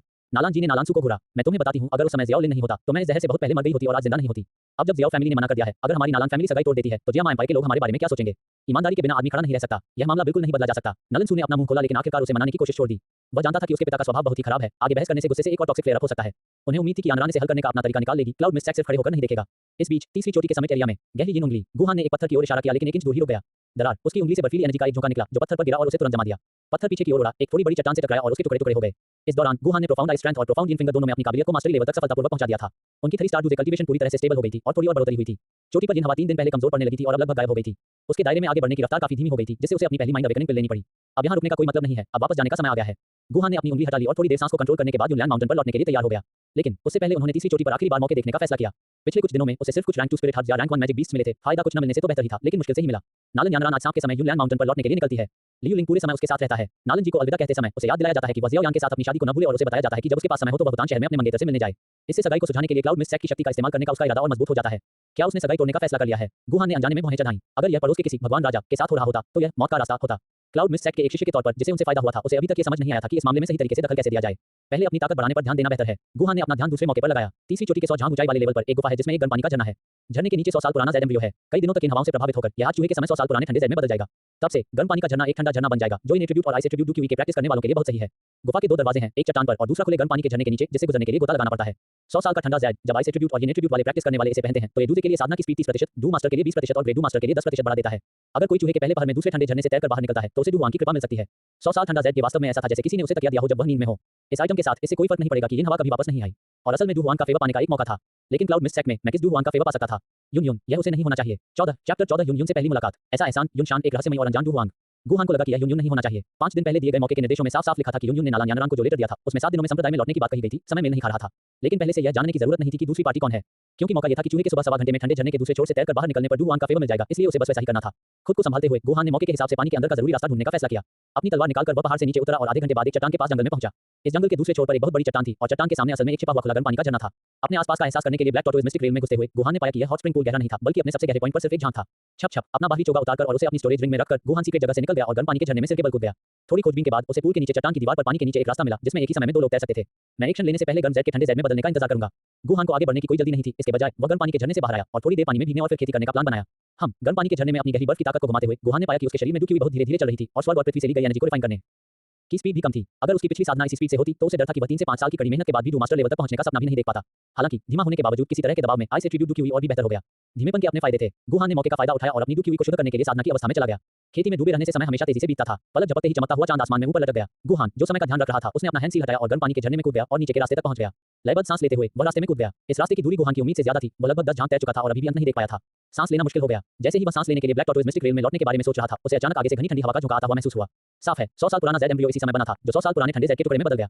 अगर लगातार ठंडे ज़ेड का असर रहा तो गर्म झरना ठंडा झरना बन जाएगा।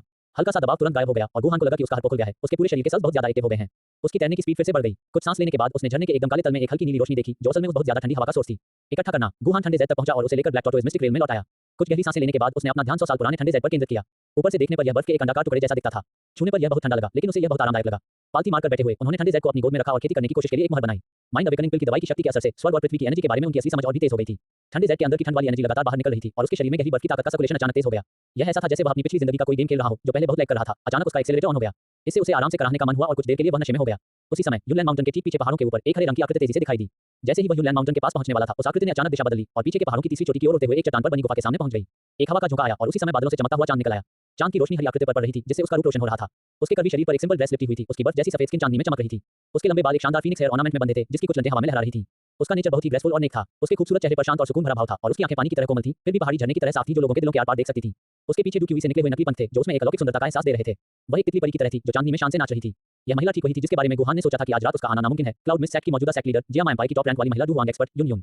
एक डू हुआंग एक्सपर्ट स्वर्ग और पृथ्वी की शक्ति को कंट्रोल कर सकता है, उसी गुण की बड़ी मात्रा में बाहरी एनर्जी को जुटा सकता है और बाहरी दुनिया के बारे में उनकी समझ बहुत तेज होती है। युन युन ने अपने शरीर में डुक्यू को सक्रिय किया जिससे दर्जनों झांक के दायरे में स्थिति की स्पष्ट समझ प्राप्त हुई। ये कंफर्म करते हुए कि गुफा में कोई खतरा नहीं है, वह अंदर चली गई और उसकी पीठ पर लगे डुक्यूपन गायब हो गए। कई साल पहले जब वह डू हुआंग पहुंची तो उसे एक चट्टान की गुफा में ये गर्म पानी का झरना मिला था और वह इसे एक सीक्रेट बेस मानती थी और थकने पर आराम करने या नहाने और रिलैक्स करने के लिए यहां आती थी। गुफा में गहरे गर्म पानी के झरने की ओर बढ़ते हुए युन युन के कपड़े कम होते गए। अपने अंदरूनी कवच के साथ उसने सब कुछ अपने स्टोरेज रिंग में रख दिया जब तक कि सिर्फ डूडो और अंडरगारमेंट्स ही नहीं रह गए। छप छप युन युन ने अपने एकदम घुमावदार जेट जैसे पैर गर्म पानी के झरने में रख दिए। इस एहसास से उसकी आंखों में शक की एक झलक आ गई। आज पानी का तापमान हमेशा की तरह गर्म नहीं लग रहा है, लेकिन हॉट स्प्रिंग तो हॉट स्प्रिंग ही था। युन युन जैसे डू हुआंग एक्सपर्ट के लिए इसका ज्यादा असर नहीं हुआ। वह हॉट स्प्रिंग पूल के एक तरफ गई, धीरे से बैठ गई और उस पत्थर की दीवार से टिक गई जिसे उसने पहले पॉलिश किया था, जिससे उसका पूरा शरीर आराम कर सके। ये समय है। गर्म पानी के झरने के नीचे एक खास जगह के अंदर काले कछुए के रहस्यमय दायरे में मेहनत करने वाले गुहान ने अपनी आंखें खोली। बिना किसी हिचकिचाहट के बहुत गुप्त जगह से बाहर निकला, बाहर के गर्म पानी के झरने में घुसा और ऊपर रोशनी की ओर तैर गया। छप छप गर्म पानी के झरने की सतह से तैरते हुए गुहान पास की एक चट्टान पर खड़ा हो गया, अपना आधा शरीर बाहर निकाला और अपने बालों से पानी झाड़ा। लेकिन अगले ही पल उसकी पुतलियां सिकुड़ गईं और उसकी सारी हरकतें रुक गईं। उसकी आंखों के सामने एक सुंदरी थी जिसका ज्यादातर शरीर गर्म पानी के झरने में छिपा हुआ था। उसने अपने हाथ ऊपर उठाए हुए थे और अपने लंबे बाल बांध रखे थे। उसका अभी का पोस्चर उसके डूडू में लिपटे गर्वित कर्व्स को पूरी तरह से दिखा रहा था, जिससे इंसान की असली इच्छाएं जाग रही थी। लेकिन एक पल में ही गुहान ने अपनी आंखें बंद कर ली और साथ ही खुद को शांत करने के लिए अपनी गहरी बर्फ की ताकत का इस्तेमाल किया। कुछ खूबसूरत नजारे एक नजर और पढ़ने से जानलेवा हो सकते हैं। वह समझ नहीं पा रहा था कि इस तरह की चीज कैसे एक मौका बन सकती है। अगर युन युन उसे चुप रहने के लिए मारती ही नहीं तो भी यह काफी होता, क्या वह सच में उसका फेवर पा लेता। छप छप गुहान के रिएक्शन से युन युन अचानक होश में आ गई। जब वह नहा रही थी तो अचानक एक आदमी आ गया। हालांकि गुफा में रोशनी कम थी और उसने पूरे कपड़े नहीं पहने थे, इसलिए वह पूरी तरह से दिखाई नहीं दे रही थी, फिर भी यह एक अनोखा अनुभव था। भले ही युन युन कई बार बाल बची थी और बड़े बड़े तूफानों का सामना कर चुकी थी, लेकिन इस समय उसके दिल में बहुत ज्यादा शर्मिंदगी और घबराहट की भावना उमड़ रही थी। साथ ही झांकने पर गुस्सा भी आया, लेकिन गुहान के रिएक्शन ने उसे शांत रखा और उसने कुछ भी करने में जल्दबाजी नहीं की। अब आप अपनी आंखें खोल सकते हैं। युन युन की अलौकिक आवाज गूंजी जिससे पूरे शरीर में रोंगटे खड़े हो गए। गुहान ने अपनी आंखें खोली और उनके सामने हैरानी की एक चमक आ गई। गहरी बर्फ की ताकत जो सिर्फ एक छोटे लेवल की जुबान रैंक की साधना तकनीक थी, असल में काफी नहीं थी। 15 अध्याय 15 ये गुरु और शिष्य मेरे साथ रहने के लिए किस्मत में लिखे हैं। युन युन ने नहाने के लिए पहले से ही कैजुअल कपड़े पहन लिए थे। उसने अपना शरीर थोड़ा सा घुमाया जिससे सिर्फ उसके बर्फ जैसे सफेद खुशबूदार कंधे ही दिख रहे थे। हालांकि इस मंद कम रोशनी वाले माहौल में इससे जो एहसास हुआ वह और भी ज्यादा सीधा था। नमस्कार संप्रदाय नेता। गुहान ने हाथ जोड़कर नमस्ते किया। उसने अपना सिर नीचे कर लिया। अब वह युन युन की तरफ नहीं देख रहा था। उसकी आवाज न तो विनम्र थी और न ही घमंडी। तुम्हारा नाम क्या है? युन युन ने पूछा। गुहान ने उसे जिस तरह से संबोधित किया उसे सुनकर वह समझ गई कि वह मिस्टी क्लाउड सेक्ट का शिष्य था। यह एक नौजवान था जो उसके शिष्य नलान यानरान की उम्र का लग रहा था। उसकी साधना असल में नलान यानरान जैसी ही थी जो एक 3 स्टार डू प्रैक्टिशनर था। वह निश्चित रूप से संप्रदाय में कोई मामूली नहीं था। बाहरी संप्रदाय शिष्य गुहान ने उत्तर दिया। तो तुम गुहान हो? युन युन ने गुहान को सिर से पैर तक नापा। उसके दिल में हैरानी हुई। उसने जाहिर है इस व्यक्ति के बारे में सुना था जिसके पास तैयारी करने वाले शिष्यों में सबसे अच्छी साधना की प्रतिभा थी। अगर गुहान के पास आइस एट्रीब्यूट डू नहीं बल्कि विंड एट्रीब्यूट डू होता तो उसके पास नालान यानरान की पर्सनल डिसाइपल बनने का बेहतर मौका होता। आप डू प्रैक्टिशनर तक कब पहुंचे? युन युन ने अपनी ठुड्डी एक हाथ पर टिकाकर दिलचस्पी से पूछा। 20 दिन पहले। गुहान ने ईमानदारी से जवाब दिया। यह ऐसी बात थी जो युन युन को संप्रदाय से पूछते ही पता चल जाती, इसे छिपाने की कोई जरूरत नहीं थी। 20 दिन। युन युन की जोश भरी आंखों में हैरानी बिल्कुल भी नहीं छिप रही थी। तुम्हें अपनी कल्टीवेशन को स्टेबल करने और 3 स्टार तक पहुंचने में सिर्फ 20 दिन लगे। इस शिष्य की किस्मत अच्छी थी। मुझे मेरिट हॉल में गहरी बर्फ की ताकत मिली और फिर आधे महीने पहले मुझे तीसरे पहाड़ की चोटी पर एक सीजनल विंड मिली। यहाँ कुछ समय तक साधना करने के बाद मैं कल 3 स्टार तक पहुंच गया। गुहान ने कुछ हिचकिचाहट के साथ जवाब दिया। उनका लहजा ठंडा था, उसमें एक अलग थलग रहने का एहसास था, फिर भी उसे बहुत गंभीर और गंभीर एहसास हो रहा था। युन युन ने उसे कोई सवाल नहीं किया। सबके अपने अपने रास्ते। जब तक गुहान क्लाउड मिस्ट सेक्ट के फायदों को नुकसान नहीं पहुंचाता, उसका चैलेंज जितना मजबूत होगा उतना ही अच्छा होगा। तुम्हारे पास किस तरह का टोकन है? संप्रदाय में तुम्हारे साथ कैसा बर्ताव होता है? क्या तुम्हें किसी अप्रिय स्थिति का सामना करना पड़ा है? युन युन को उसके टैलेंट की तारीफ हुई और उसने एक के बाद एक 3 सवाल पूछ लिए। इतने साफ बैकग्राउंड वाले एक युवा जिसे क्लाउड मिस्ट सेक्ट ने एक अनाथ से पाला पोसा हो, उसमें आम शिष्यों से ज्यादा वफादारी होगी। अपने बेमिसाल टैलेंट के साथ वह सेक्ट के भविष्य के पिलर के तौर पर तैयार होने के लिए सबसे अच्छा कैंडिडेट था। गुहान ने जवाब नहीं दिया। इसके बजाय उसने अपना सिर उठाकर युन युन की नजरों में देखा और पूछा, सेक्ट लीडर, क्या मुझे आपके सवालों का ऐसे जवाब देना है? उसने सिर्फ एक जोड़ी अंडरगारमेंट्स पहने हुए थे और उसकी नाभि के नीचे का सब कुछ गर्म पानी के झरने में डूबा हुआ था। उसके और युन युन के बीच की दूरी 2 मीटर से ज्यादा नहीं थी और युन युन ने भी काफी हल्के कपड़े पहने हुए थे। क्यों नहीं? युन युन की आंखों की गहराई में एक चंचलता और मनोरंजन की झलक उभरी। आमतौर पर अगर वह गुहान को चुप नहीं कराती थी तो ये सिर्फ उसके टैलेंट और सीखने की काबिलियत की वजह से होता था। लेकिन अब कई घटनाओं के बाद गुहान के ईमानदार और ठंडे व्यवहार ने उसे उस जवान लड़के को छेड़ने की शरारती इच्छा दी। ये तो बताने की जरूरत नहीं है कि गुहान भले ही जवान था, लेकिन उसकी बॉडी बहुत अच्छी थी। कोई भी बता सकता था कि वह बहुत मेहनत करता था और अपनी बॉडी को ठीक रखने पर ध्यान देता था। आप सेक्ट लीडर हैं। गुहान ने फिर से सिर झुकाया और सिर झुकाकर ईमानदारी से जवाब देना शुरू किया। इसका असली मतलब ये था, आपका रुतबा ऊंचा है और आप में बहुत ताकत है, इसलिए जाहिर है आखिरी फैसला आपका ही होगा। अपने कुछ बेइज्जत लुक को देखकर युन युन को थोड़ी माफी का एहसास हुआ, लेकिन उससे भी ज्यादा उसे किसी तरह का टैबू तोड़ने की खुशी हुई। गुहान के जवाबों को धैर्यपूर्वक सुनने के बाद उसने अचानक विषय बदल दिया। आप यहाँ कैसे पहुंचे? उसकी आवाज में एक बहुत ज्यादा ठंडा दबाव था। इस हॉट स्प्रिंग के नीचे एक सीक्रेट रास्ता है जो एक आउटडोर हॉट स्प्रिंग की ओर जाता है। गुहान ने साफ-साफ जवाब दिया। मुझे जानने की इच्छा थी कि रास्ता कहाँ जाता है, इसलिए मैं बाहर से लगभग 15 झांक तैरकर यहाँ आ गया। एक गुप्त रास्ता। युन युन ने तुरंत अपनी डुकी हुई को छोड़ दिया ताकि उसे महसूस कर सके। हॉट स्प्रिंग पूल के नीचे उसे उस सीक्रेट रास्ते का एंट्रेंस मिला जिसके बारे में गुहान ने बताया था। ऐसा लग रहा था कि आज रात जो कुछ भी हुआ वह सब एक संयोग था। सेक्ट लीडर और डू हुआंग एक्सपर्ट होने के नाते वह इतनी छोटी सी बात पर सेक्ट के जीनियस शिष्य के साथ कुछ नहीं कर सकती थी। आपने अभी तक कोई मास्टर नहीं लिया है? युन युन ने गुहान को देखा और अचानक पूछा। संप्रदाय के भीतर ऐसे कोई बुजुर्ग नहीं है जो आइस एट्रीब्यूट डू में विशेषज्ञ हो। गुहान ने उत्तर दिया।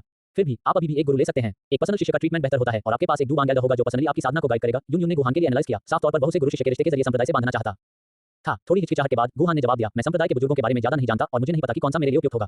अगर सेक्ट लीडर चाहता है कि मैं किसी बड़े को अपना गुरु बना लूं तो मैं नेचुरली तैयार हूं। लेकिन मेरी एक विनती है। क्या रिक्वेस्ट? युन युन को दिलचस्पी हुई। इस तरह की स्थिति में उसे बस यही डर था कि गुहान की कोई रिक्वेस्ट नहीं है। गुहान ने जवाब दिया, मेरे टीचर की सीनियरिटी बड़े बुजुर्ग के बराबर होनी चाहिए। क्लाउड मिस्ट सेक्ट में युनलिंग युनशान की ही पीढ़ी का था जिससे वह युन युन का सीनियर बन गया। हालांकि युनलिंग सेक्ट लीडर के वंश से नहीं था, इसलिए युन युन को उसे मार्शल अंकल कहने की जरूरत नहीं थी। वरिष्ठ था। युन युन को उम्मीद नहीं थी कि गुहान को इस तरह की बात की परवाह होगी। गुहान ने कुछ नहीं बताया। उसने बस अपना सिर नीचे किया और झुककर युन युन के जवाब का इंतजार किया। इस संप्रदाय के नेता के लौटने तक प्रतीक्षा करें और इस पर विचार करें। युन युन ने भी कोई पक्का जवाब नहीं दिया। हाँ, गुहान को कोई आपत्ति नहीं थी और उसने पहल करते हुए कहा, तो मैं विदा लेता हूं।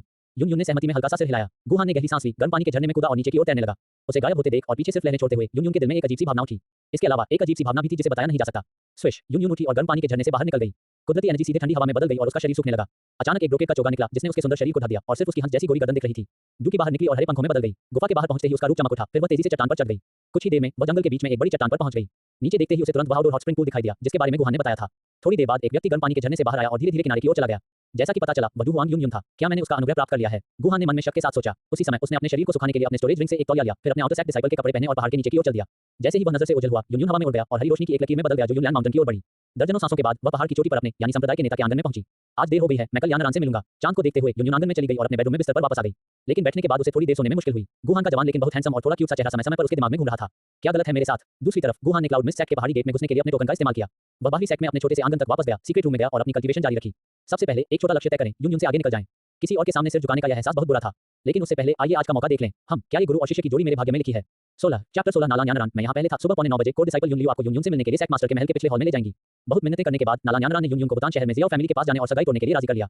हालांकि उन्हें लगा कि यह मामला कुछ ठीक नहीं है, इसलिए वह आपकी राय पूछेगी। नालन यानारान की एक कजिन है जो उससे 3 महीने छोटी है, उसका नाम नालन यान्युन है। वह भी हवा वाली है। हालांकि वह दिखने में थोड़ी कमजोर है, लेकिन कल्टीवेट करने का उसका टैलेंट नालन यानारान से भी ज्यादा है। जब वह डू प्रैक्टिशनर में ब्रेक थ्रू कर रही थी तो किसी ने उसे जहर दे दिया जिससे उसकी कल्टीवेट करना मुश्किल हो गया। इसे याओ चेन की बनाई चौथी क्लास की गोली से आसानी से ठीक किया जा सकता है। अपॉर्चुनिटी की 2 जानकारी पढ़ने के बाद गुहान की भौहें तंग गईं। पहली जानकारी तो आम लग रही थी, लेकिन असल में उसमें छिपे हुए रहस्य थे। युन युन पहले ही नालान यानारान की सगाई तोड़ने की रिक्वेस्ट मान चुकी थी, लेकिन उसने फिर भी उसकी एक बाहरी व्यक्ति की राय मांगी जिससे पता चला कि उसे यह काम गलत लगा। साफ है, युन युन को उम्मीद थी कि नालान यानारान की शादी टूट जाएगी, लेकिन इस तरह से नहीं कि क्लाउड मिस्ट सैक नालान यानारान की मदद करने के लिए आगे आए और सगाई तोड़ दे। वह पहले से सोच सकता था कि कैसे जवाब देना है और दोनों के लिए फायदेमंद तरीका निकालने की कोशिश कर सकता था। अगर वह ऐसा कर पाता तो न सिर्फ जियाओ यान और क्लाउड मिस्ट सैक के बीच झगड़े की वजह आधी सुलझ जाती, लेकिन वह युन युन से इनाम मांगने का मौका भी ले सकता था। शायद उसे आइस और स्नोबॉल पाने का मौका मिल जाता। नालन यान्युन। गुहान ने दूसरी जानकारी के बारे में सोचना शुरू किया। नालान परिवार की एक महिला जिसका कल्टीवेट का टैलेंट नालान यानारान से भी ज्यादा था, लेकिन जहर की वजह से उसकी कल्टीवेट आगे नहीं बढ़ पा रही थी और इसे ठीक करने के तरीके के लिए याओ चेन की जरूरत थी। जुबान शेर बेकार की जानकारी नहीं देगा, उसे यह बताने का मतलब होगा कि यह काम आएगा। शायद यह इस तरह हो सकता है। गुहान के दिल में एक विचार आया और जितना ज्यादा वह इसके बारे में सोचता गया यह उतना ही ज्यादा मुमकिन लगने लगा। उनका मानना था कि उनके साथी देशवासियों को उनका यह इंतजाम पसंद आएगा। आछू बुतान शहर के जियाओ परिवार में जियाओ यान जो अपने छोटे से आंगन में खेती कर रहा था अचानक चीख आया। ये देखकर कि जिस चीज को उसने अभी अपने डेंटियन में गाढ़ा किया था वह फिर से गायब हो गई थी, उसने गुस्से में गाली दी। लानत है स्वर्ग पर, लानत है स्वर्ग पर, लानत है स्वर्ग पर। उसे इस दुनिया में ट्रांसमाइग्रेशन करने देना जहां कोई कल्टीवेट कर सकता था, क्या सिर्फ उसे एक कचरा बनने देना था? और वह पहले एक जीनियस था, फिर एक कचरे का टुकड़ा बन गया जिसने दुनिया की सारी ठंडक का स्वाद चखा। मेरे 16 साल का होने में सिर्फ 1 साल बचा है। अगर मेरे पास दूजी के साथ में स्टेज की साधना नहीं है तो मुझे परिवार छोड़ना पड़ेगा। क्या जियाओ यान के तौर पर मेरी जिंदगी ऐसी ही होगी? जियाओ यान निराशा में डूबा हुआ था। इंसान के सुख और दुख आपस में जुड़े नहीं हैं। जब जियाओ यान को लगा कि उसका भविष्य खराब है, गुहान ने ठंडा जेट पकड़ा और कल्टीवेट करने के लिए मेडिटेशन में बैठ गया। उसे साफ तौर पर अपनी ताकत बढ़ती हुई महसूस हो रही थी। इस स्पीड से उसे भरोसा था कि वह आधे साल के अंदर डू मास्टर बन जाएगा। ये स्पीड जियाओ यान से भी ज्यादा तेज थी, जिसे 1 स्टार डू से डू मास्टर बनने में 1 साल लगा था। लेकिन शुरुआती स्टेज में जियाओ यान ने जो बर्निंग टेक्निक सीखी वह सिर्फ येलो रैंक एलिमेंट्री थी, फिर येलो रैंक मिडिल स्टेज थी जिसकी तुलना उसकी profound rank elementary cultivation technique से नहीं की जा सकती थी। बॉडी टेम्परिंग के लिए कोल्ड जेड और जेड स्पिरिट फ्रूट और भी ज्यादा फायदेमंद थे। रात बिना किसी घटना के बीत गई। अगली सुबह गुहान ने अपनी कल्टीवेट खत्म की और चुपचाप इंतजार करने के लिए छोटे से आंगन में स्टडी में आ गया। क्या जूनियर भाई यहाँ हैं? सुबह 8:45 बजे आंगन के बाहर एक युवक की आवाज गूंजी। मैं यहाँ हूँ, गुहान ने कहा। मुझे कौन ढूंढ रहा है? Core disciple Yun Liu. Yun Liu ने जवाब दिया। चरमराहट। गुहान ने दरवाजा खोला और स्टडी से बाहर निकलकर युन लियू को झुककर कहा, नमस्ते सीनियर ब्रदर। नमस्ते जूनियर भाई। युन लियू मुस्कुराया और नमस्ते करते हुए बोला, सेक्ट मास्टर आपसे मिलना चाहते हैं। मेरे पीछे सेक्ट के मेन हॉल में आइए। सीनियर ब्रदर आपको रास्ता दिखाने के लिए परेशान करने के लिए माफ करना। गुहान का चेहरा शांत था और उसने बुलाने का इशारा किया। युन लियू उसके व्यवहार से हैरान थी, लेकिन उसने और कुछ नहीं कहा।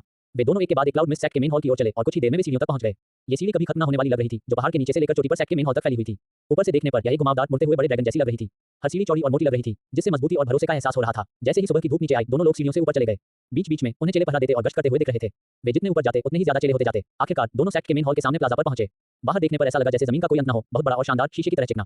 चारों ओर ऊंचे शानदार पत्थर के खंभे और इमारतें खड़ी थी जो गंभीरता और श्रद्धा का एहसास करा रही थी। प्लाजा के दूसरे छोर पर सैक्ट का मेन हॉल था जो बहुत बड़ा और शानदार था, जिससे हैरानी होती थी। युन लियू के नेतृत्व में गुहान बिना किसी रुकावट के सैक्ट के मेन हॉल के बाईं ओर से गुजरा, एक साइड के दरवाजे से एक रास्ते में अंदर आया और पीछे सैक्ट मास्टर के हॉल की ओर बढ़ गया। तुम यहीं रुको, मैं जाकर सैक्ट मास्टर को बताता हूं। युन लियू ने वापस मुड़ने से पहले गुहान को निर्देश दिया और जवाब का इंतजार किए बिना वह अंदर चला गया। गुहान लगभग आधे कप चाय के समय तक अपनी जगह पर खड़ा रहा, फिर युन लियू वापस आया। अब आप अंदर जा सकते हैं जूनियर भाई। हाँ, गुहान ने झुककर जवाब दिया। युन लियू के पीछे पीछे गुहान भी अंदर के हॉल में गया, जहां सैक्ट मास्टर अक्सर काम संभालते थे। हॉल में बहुत अच्छे से सजावट थी और चारों तरफ रात में चमकने वाले मोती जड़े हुए थे। दोनों तरफ दीवारों से सजी बुकशेल्फ थी जिनमें कई पुरानी किताबें भरी हुई थी और बुकशेल्फ के सामने कुर्सियां और टेबल कुछ दूरी पर रखी हुई थी। सामने बाईं ओर की कुर्सी पर नालन यानारान शिष्य की पोशाक पहने बेसुध होकर चाय पी रहे थे और बीच बीच में सीधे सामने देख रहे थे। ठीक सामने एक डेस्क थी जिसमें ब्रश, स्याही, कागज और इंकस्टोन रखे थे। उसके पीछे युन युन बैठा था जो ब्रोकेट के कपड़े पहने हुए था और उसे बड़प्पन का एहसास हो रहा था। सेक्ट मास्टर, गुहान को यहाँ लाया गया है। युन लियू ने झुककर बताया। अच्छा, आप पहले नीचे जा सकते हैं। युन युन की आवाज में दूरी का एहसास था जब उसने हाथ हिलाया। ये शिष्य विदा लेता है। युन लियू ने आज्ञा मानी और पीछे हट गया। उनके जाने के बाद गुहान ने नालन यानारान की उत्सुक और हैरान नजरों से मुलाकात की और अभिवादन में झुके। नमस्ते सेक्ट मास्टर। नमस्ते। युन युन के होंठ थोड़े मुड़े। उसने गुहान को दिलचस्पी से देखा। कौन नमस्ते कर रहा है? युन युन को अचानक एहसास हुआ। कल रात अपने क्वार्टर में लौटने पर बहुत अजीब एहसास का कारण कभी नहीं ढूंढ पाई जो गुहान ने उसे दिया था। आज सुबह जब नालन यानारान उनसे मिलने आए तो उन्होंने कहा, नमस्ते आदरणीय मास्टर, क्या आप ठीक हैं? उस पल उसे अचानक एहसास हुआ कि हालांकि गुहान उसके सामने आने पर उसे सेक्ट मास्टर कहता था, लेकिन वह खुद को डिसाइपल नहीं कहता था, बल्कि हमेशा मैं कहता था। नालन यानारान हमेशा अपने सामने अपनी स्थिति को देखती थी। गुहान के साथ यह क्या था? बाहरी संप्रदाय के शिष्य गुहान। नमस्ते सेक्ट मास्टर। गुहान ने झुककर जवाब दिया। उसकी हरकतें स्टैंडर्ड थीं और उनमें एक खास खूबसूरती थी। क्या तुम्हें अभी पता है कि तुम एक आउटर सेक्ट डिसाइपल हो? यून यून की आंखों में एक मुस्कान आ गई, उसकी आवाज में डांट का टोन था। जितना ज्यादा वह छोटी बच्ची किसी चीज से बचती, उतना ही ज्यादा वह उसे पाना चाहती थी। गुहान सीधा खड़ा हुआ, उसने अपना सिर उठाकर यून यून की नजरों से देखा और कंफ्यूजन से पूछा, सेक्ट मास्टर का इसे क्या मतलब है? छोटे लड़के को बेवकूफ बनते देख यून यून खुद को सीधे बोलने से रोक नहीं पाया। कल रात क्या तुमने कभी खुद को शिष्य कहा था? जब मैं कल रात पहली बार सेक्ट मास्टर से मिला तो मैंने अपनी पहचान आउटर सेक्ट डिसाइपल गुहान के तौर पर बताई। गुहान ने न तो विनम्रता से और न ही घमंड से जवाब दिया। आप जानते हैं कि मेरा यह मतलब नहीं था। यून यून ने जानबूझकर ऑरा का एक निशान छोड़ा। गुहान के दिल और दिमाग ने ज़ुबानगुशेल को देखा, उस पर कोई असर नहीं हुआ, उसका मुंह बहुत जिद्दी था। मुझे समझ नहीं आ रहा। उनके इस प्रदर्शन ने यून यून को मन ही मन उनकी प्रशंसा करने पर मजबूर कर दिया। इस हॉट नेचर के साथ गुहान भविष्य में और आगे जा सकता है। नालान यानरान ने अपनी टीचर और गुहान को एक दूसरे को घूरते हुए देखा, उसे लगा कि वह बहुत बेकार है। अध्यापक, जाहिर है मैं यहाँ पहले था। 17 चैप्टर 17 सेल्फ अवेयरनेस। यून यून पूछती है, रहने भी दो। नालान यानरान के कॉल की वजह से यून यून ने अपना ऑरा वापस ले लिया और अब गुहान पर दबाव नहीं डाला। सेक्ट मास्टर होने के नाते वह ऐसा कुछ नहीं कह सकती थी। मेरी मौजूदगी में तुम्हें हर वाक्य में खुद को शिष्य कहना होगा। अपनी मर्जी से खुद को शिष्य कहना सम्मान की निशानी थी, लेकिन ऐसा न करना कोई बड़ी बात नहीं थी। जब तक वह उसके मुंह पर उसे यून यून न कहे, इसे हायरार्की के लिए सम्मान की कमी नहीं माना जाता था। यानरान, कौन सी जरूरी बात है जो तुम इतनी सुबह सुबह अपने टीचर के पास आए हो? यून यून की आंखें नम पड़ गईं और उसने मुस्कुराते हुए डांटा, मुझे आज सुबह कई छोटी मोटी बातें करनी है और मैंने दोपहर में तुम्हारे लेसन टेस्ट करने का प्लान बनाया है। नालान यानरान ने अनजाने में गुहान की तरफ देखा, ये सोचते हुए कि क्या ये वही छोटी मोटी बात थी जिसके बारे में उसके टीचर ने कहा था। क्या एक साधारण गुहान उससे, जो कि एक निजी शिष्य है, ज्यादा महत्वपूर्ण हो सकता है? टीचर, यह मामला बहुत जरूरी है। नालान यानरान ने जाहिर तौर पर यह पूछने की हिम्मत नहीं की कि वह क्या सोच रही थी, इसलिए उसने अपनी हमेशा की चाल चली और यून यून के साथ बिगड़ जैसा बर्ताव किया। गुहान ने मौके से मिले इशारे को ध्यान में रखा, आंखें नाक मुंह पर, बिना आंखें सिकोड़े सीधे सामने देख रहा था, जैसे उसने कुछ सुना ही न हो। यून यून की आंखों में तारीफ की एक झलक दिखी। उसने नालान यानरान के बालों को सहलाने के लिए हाथ बढ़ाया। सामने की लड़ाई 2 दिन पहले खत्म हो गई, इसलिए मैं प्लान से 1 दिन पहले लौट आई। मैं असल में कल तुम्हारा टेस्ट करने वाली थी, इसलिए जाहिर है कोई जल्दी नहीं है। जब मैं कल रात वापस आया तो मैं गुहान से मिला और पाया कि उसकी साधना पहले से ही तुम्हारे बराबर है। उसका टैलेंट तुमसे कम नहीं है। मैंने उसे अपने पास आने के लिए कहा था कि वह अपना टीचर बनाने के लिए एक एल्डर को चुन सके, ताकि वह भविष्य में सेक्ट में तुम्हें सपोर्ट कर सके। ये नालान यानरान के लिए एक एक्सप्लेनेशन था और साथ ही इसने गुहान को उसे इतनी जल्दी कॉल करने का कारण भी बताया। सेक्ट मास्टर होने के नाते वह किसी शिष्य को धीमी आवाज में अपनी बात नहीं समझा सकती थी, लेकिन सीधे तौर पर कहना उनके लिए मुश्किल था। दूसरे शिष्यों के लिए तो ये ठीक रहेगा, लेकिन कल रात हुए एक्सीडेंट के बाद यून यून गुहान पर ज्यादा सख्त नहीं हो सकता था। या यूं कहीं कि वह इतनी सख्त और बिजनेस वाली नहीं बनना चाहती थी। इसके अलावा वह असल में गुहान से कह रही थी कि वह नालान यानरान के साथ अच्छे रिश्ते बनाए रखे, क्योंकि वह भविष्य में उसके भरोसेमंद लोगों में से एक होगा। मेरी खेती के बराबर। नालान यानरान को नहीं पता था कि यून यून क्या सोच रही थी, वह तो बस सामने आई जानकारी से हैरान थी। ये नामुमकिन है, ये कैसे नामुमकिन है? यून यून की भौहें थोड़ी सिकुड़ गईं। उसे लगा कि क्या वह अक्सर नालान यानरान को बहुत ज्यादा लाड प्यार करती थी। टीचर, शायद आपको पता न हो, लेकिन वह सिर्फ 20 दिन पहले ही डू प्रैक्टिशनर तक पहुंच पाया था। नालान यानरान ने तुरंत बताया कि कैसे वह प्रैक्टिस करने के लिए आउटर सेक्ट कल्टीवेशन रूम गई थी और गलती से उसे गुहान की सफलता के बारे में पता चला। क्या उसने सिर्फ 20 दिनों में 2 और स्टॉर्स तक पहुंच बनाई? मुझे पहले से पता है कि तुमने क्या कहा है। ये समझते हुए कि नालान यानरान किस बात से हैरान थी, यून यून का माथा सिकुड़ा और उसकी आवाज में मुस्कान थी। सच तो यही है, गुहान की भी किस्मत अच्छी रही है। तीसरी चोटी की चोटी पर मौसमी ठंडी हवाओं के बारे में यून यून को स्वाभाविक रूप से पता था और उसने थोड़ा समझाया। तो तुम सच में मेरी तरह 3 स्टार डूजे हो? नालान यानरान ने गुहान को हैरानी से देखा। हाँ सीनियर सिस्टर, गुहान ने जवाब दिया। नालान यानरान को तुरंत समझ आ गया कि यून यून ने गुहान को इतनी जल्दी क्यों देखा। उन्होंने 4 साल की उम्र में साधना शुरू कर दी थी, 13 साल की उम्र में डू प्रैक्टिशनर बन गई और इस साल 15 साल की उम्र में 3 स्टार डूजे बन गई। गुहान ने 6 साल की उम्र में साधना शुरू की, 15 साल से पहले ही डू प्रैक्टिशनर बन गए और फिर 3 स्टार डूजे बन गए। रिसोर्स, टीचर की गाइडेंस और दूसरी शर्तों को ध्यान में रखते हुए गुहान का टैलेंट न सिर्फ उनसे कमतर नहीं था, बल्कि पक्का उनसे ज्यादा मजबूत था। ऐसा सिर्फ इसलिए था क्योंकि गुहान एक आइस एट्रीब्यूट डू कल्टीवेटर था, नहीं तो यून यून उसे अपना शिष्य बना लेती। टीचर, आप अभी मुझे चिढ़ा रहे थे, है ना? नालान यानरान की आंखों में एक अजीब सी चमक आ गई जब उसने फिर से यून यून के साथ बिगड़ जैसा बर्ताव किया। ये टैलेंट साफ तौर पर मेरे टैलेंट से ऊपर है, मुझे दबा रहा है। यह अलग बात है। अपने शिष्य के निराश होने के डर से यून यून मुस्कुराई और उसे दिलासा दिया। इतने सालों में आपने ज्यादातर समय साधना के तरीकों और डू टेक्निक में महारत हासिल करने में बिताया और अपनी साधना को बेहतर बनाने पर ध्यान दिया। अगले कुछ समय के लिए मैं काफी फ्री रहूंगा और खुद आपकी साधना को गाइड करूंगा। दवा की गोलियों की मदद से 1 साल के अंदर डू मास्टर तक पहुंचना कोई प्रॉब्लम नहीं होगी। आखिरकार मैं एक विंड एट्रीब्यूट डू वांग हूं। डू वांग शब्द का जिक्र करते हुए यून यून की आवाज में गर्व का भाव भी आ गया। जियामा साम्राज्य की तो बात ही छोड़िए, उत्तर पश्चिमी महाद्वीप के इस दक्षिण पश्चिम कोने में भी वह जानी मानी थी। टीचर बहुत ताकतवर है, नालान यानरान ने तारीफ की, फिर उसकी आंखें चमक उठीं और उसने कहा, लेकिन टीचर अगर आप कुछ नहीं करते हैं तो भले ही मैं 1 साल के अंदर डू मास्टर बन जाऊं या ग्रेट डू मास्टर या डू लिंग बन जाऊं, मैं भविष्य में खुद को किसी और को बिना किसी कीमत के दे दूंगी। कैसे? यून यून की नजरें तेज हो गईं। दादाजी जोर दे रहे हैं कि मैं शादी का कॉन्ट्रैक्ट पूरा करूं और बड़ा होने पर शादी पूरी करने के लिए जियाओ फैमिली के पास जाऊं। नालान यानरान ने दुख से कहा, सिर्फ अपनी एक बात की वजह से, अपने चेहरे की वजह से उन्हें अपनी पोती की जिंदगी की कोई परवाह नहीं है। इसके अलावा मैं यूनलान सेक्ट का यंग सेक्ट मास्टर हूं। ये सुनकर यून यून को थोड़ा सा दर्द महसूस हुआ। उसने इस मामले पर नालन परिवार से बात करने की कोशिश नहीं की थी। नालान सू ने उसके सामने नालान यानरान का साथ दिया था, लेकिन बूढ़ी नालान जी जिद्दी और अड़ियल थी। वह सिर्फ इसलिए सब कुछ अपनी मर्जी से नहीं कर सकती थी क्योंकि उसने किसी की असली पोती को अपना शिष्य बना लिया था। नालान परिवार इंपीरियल परिवार का समर्थक था और इंपीरियल परिवार क्लाउड मिस्ट संप्रदाय को इतना घमंडी नहीं होने देगा। चाहे कारण, लॉजिक या ताकत के मामले में उसके लिए कुछ भी करना आसान नहीं था। लेकिन यूनलान सेक्ट का यंग सेक्ट मास्टर सच में मंगेतर रखने के लायक नहीं था। इसका इस बात से कोई लेना देना नहीं था कि दूसरी पार्टी बेकार थी या नहीं। उस समय जियाओ यान भी बेकार नहीं थी। जब उसने पहली बार नालान यानरान को अपने साथ लिया तो उसे पहले से ही उम्मीद थी कि वह शादी का कॉन्ट्रैक्ट सुलझा लेगी।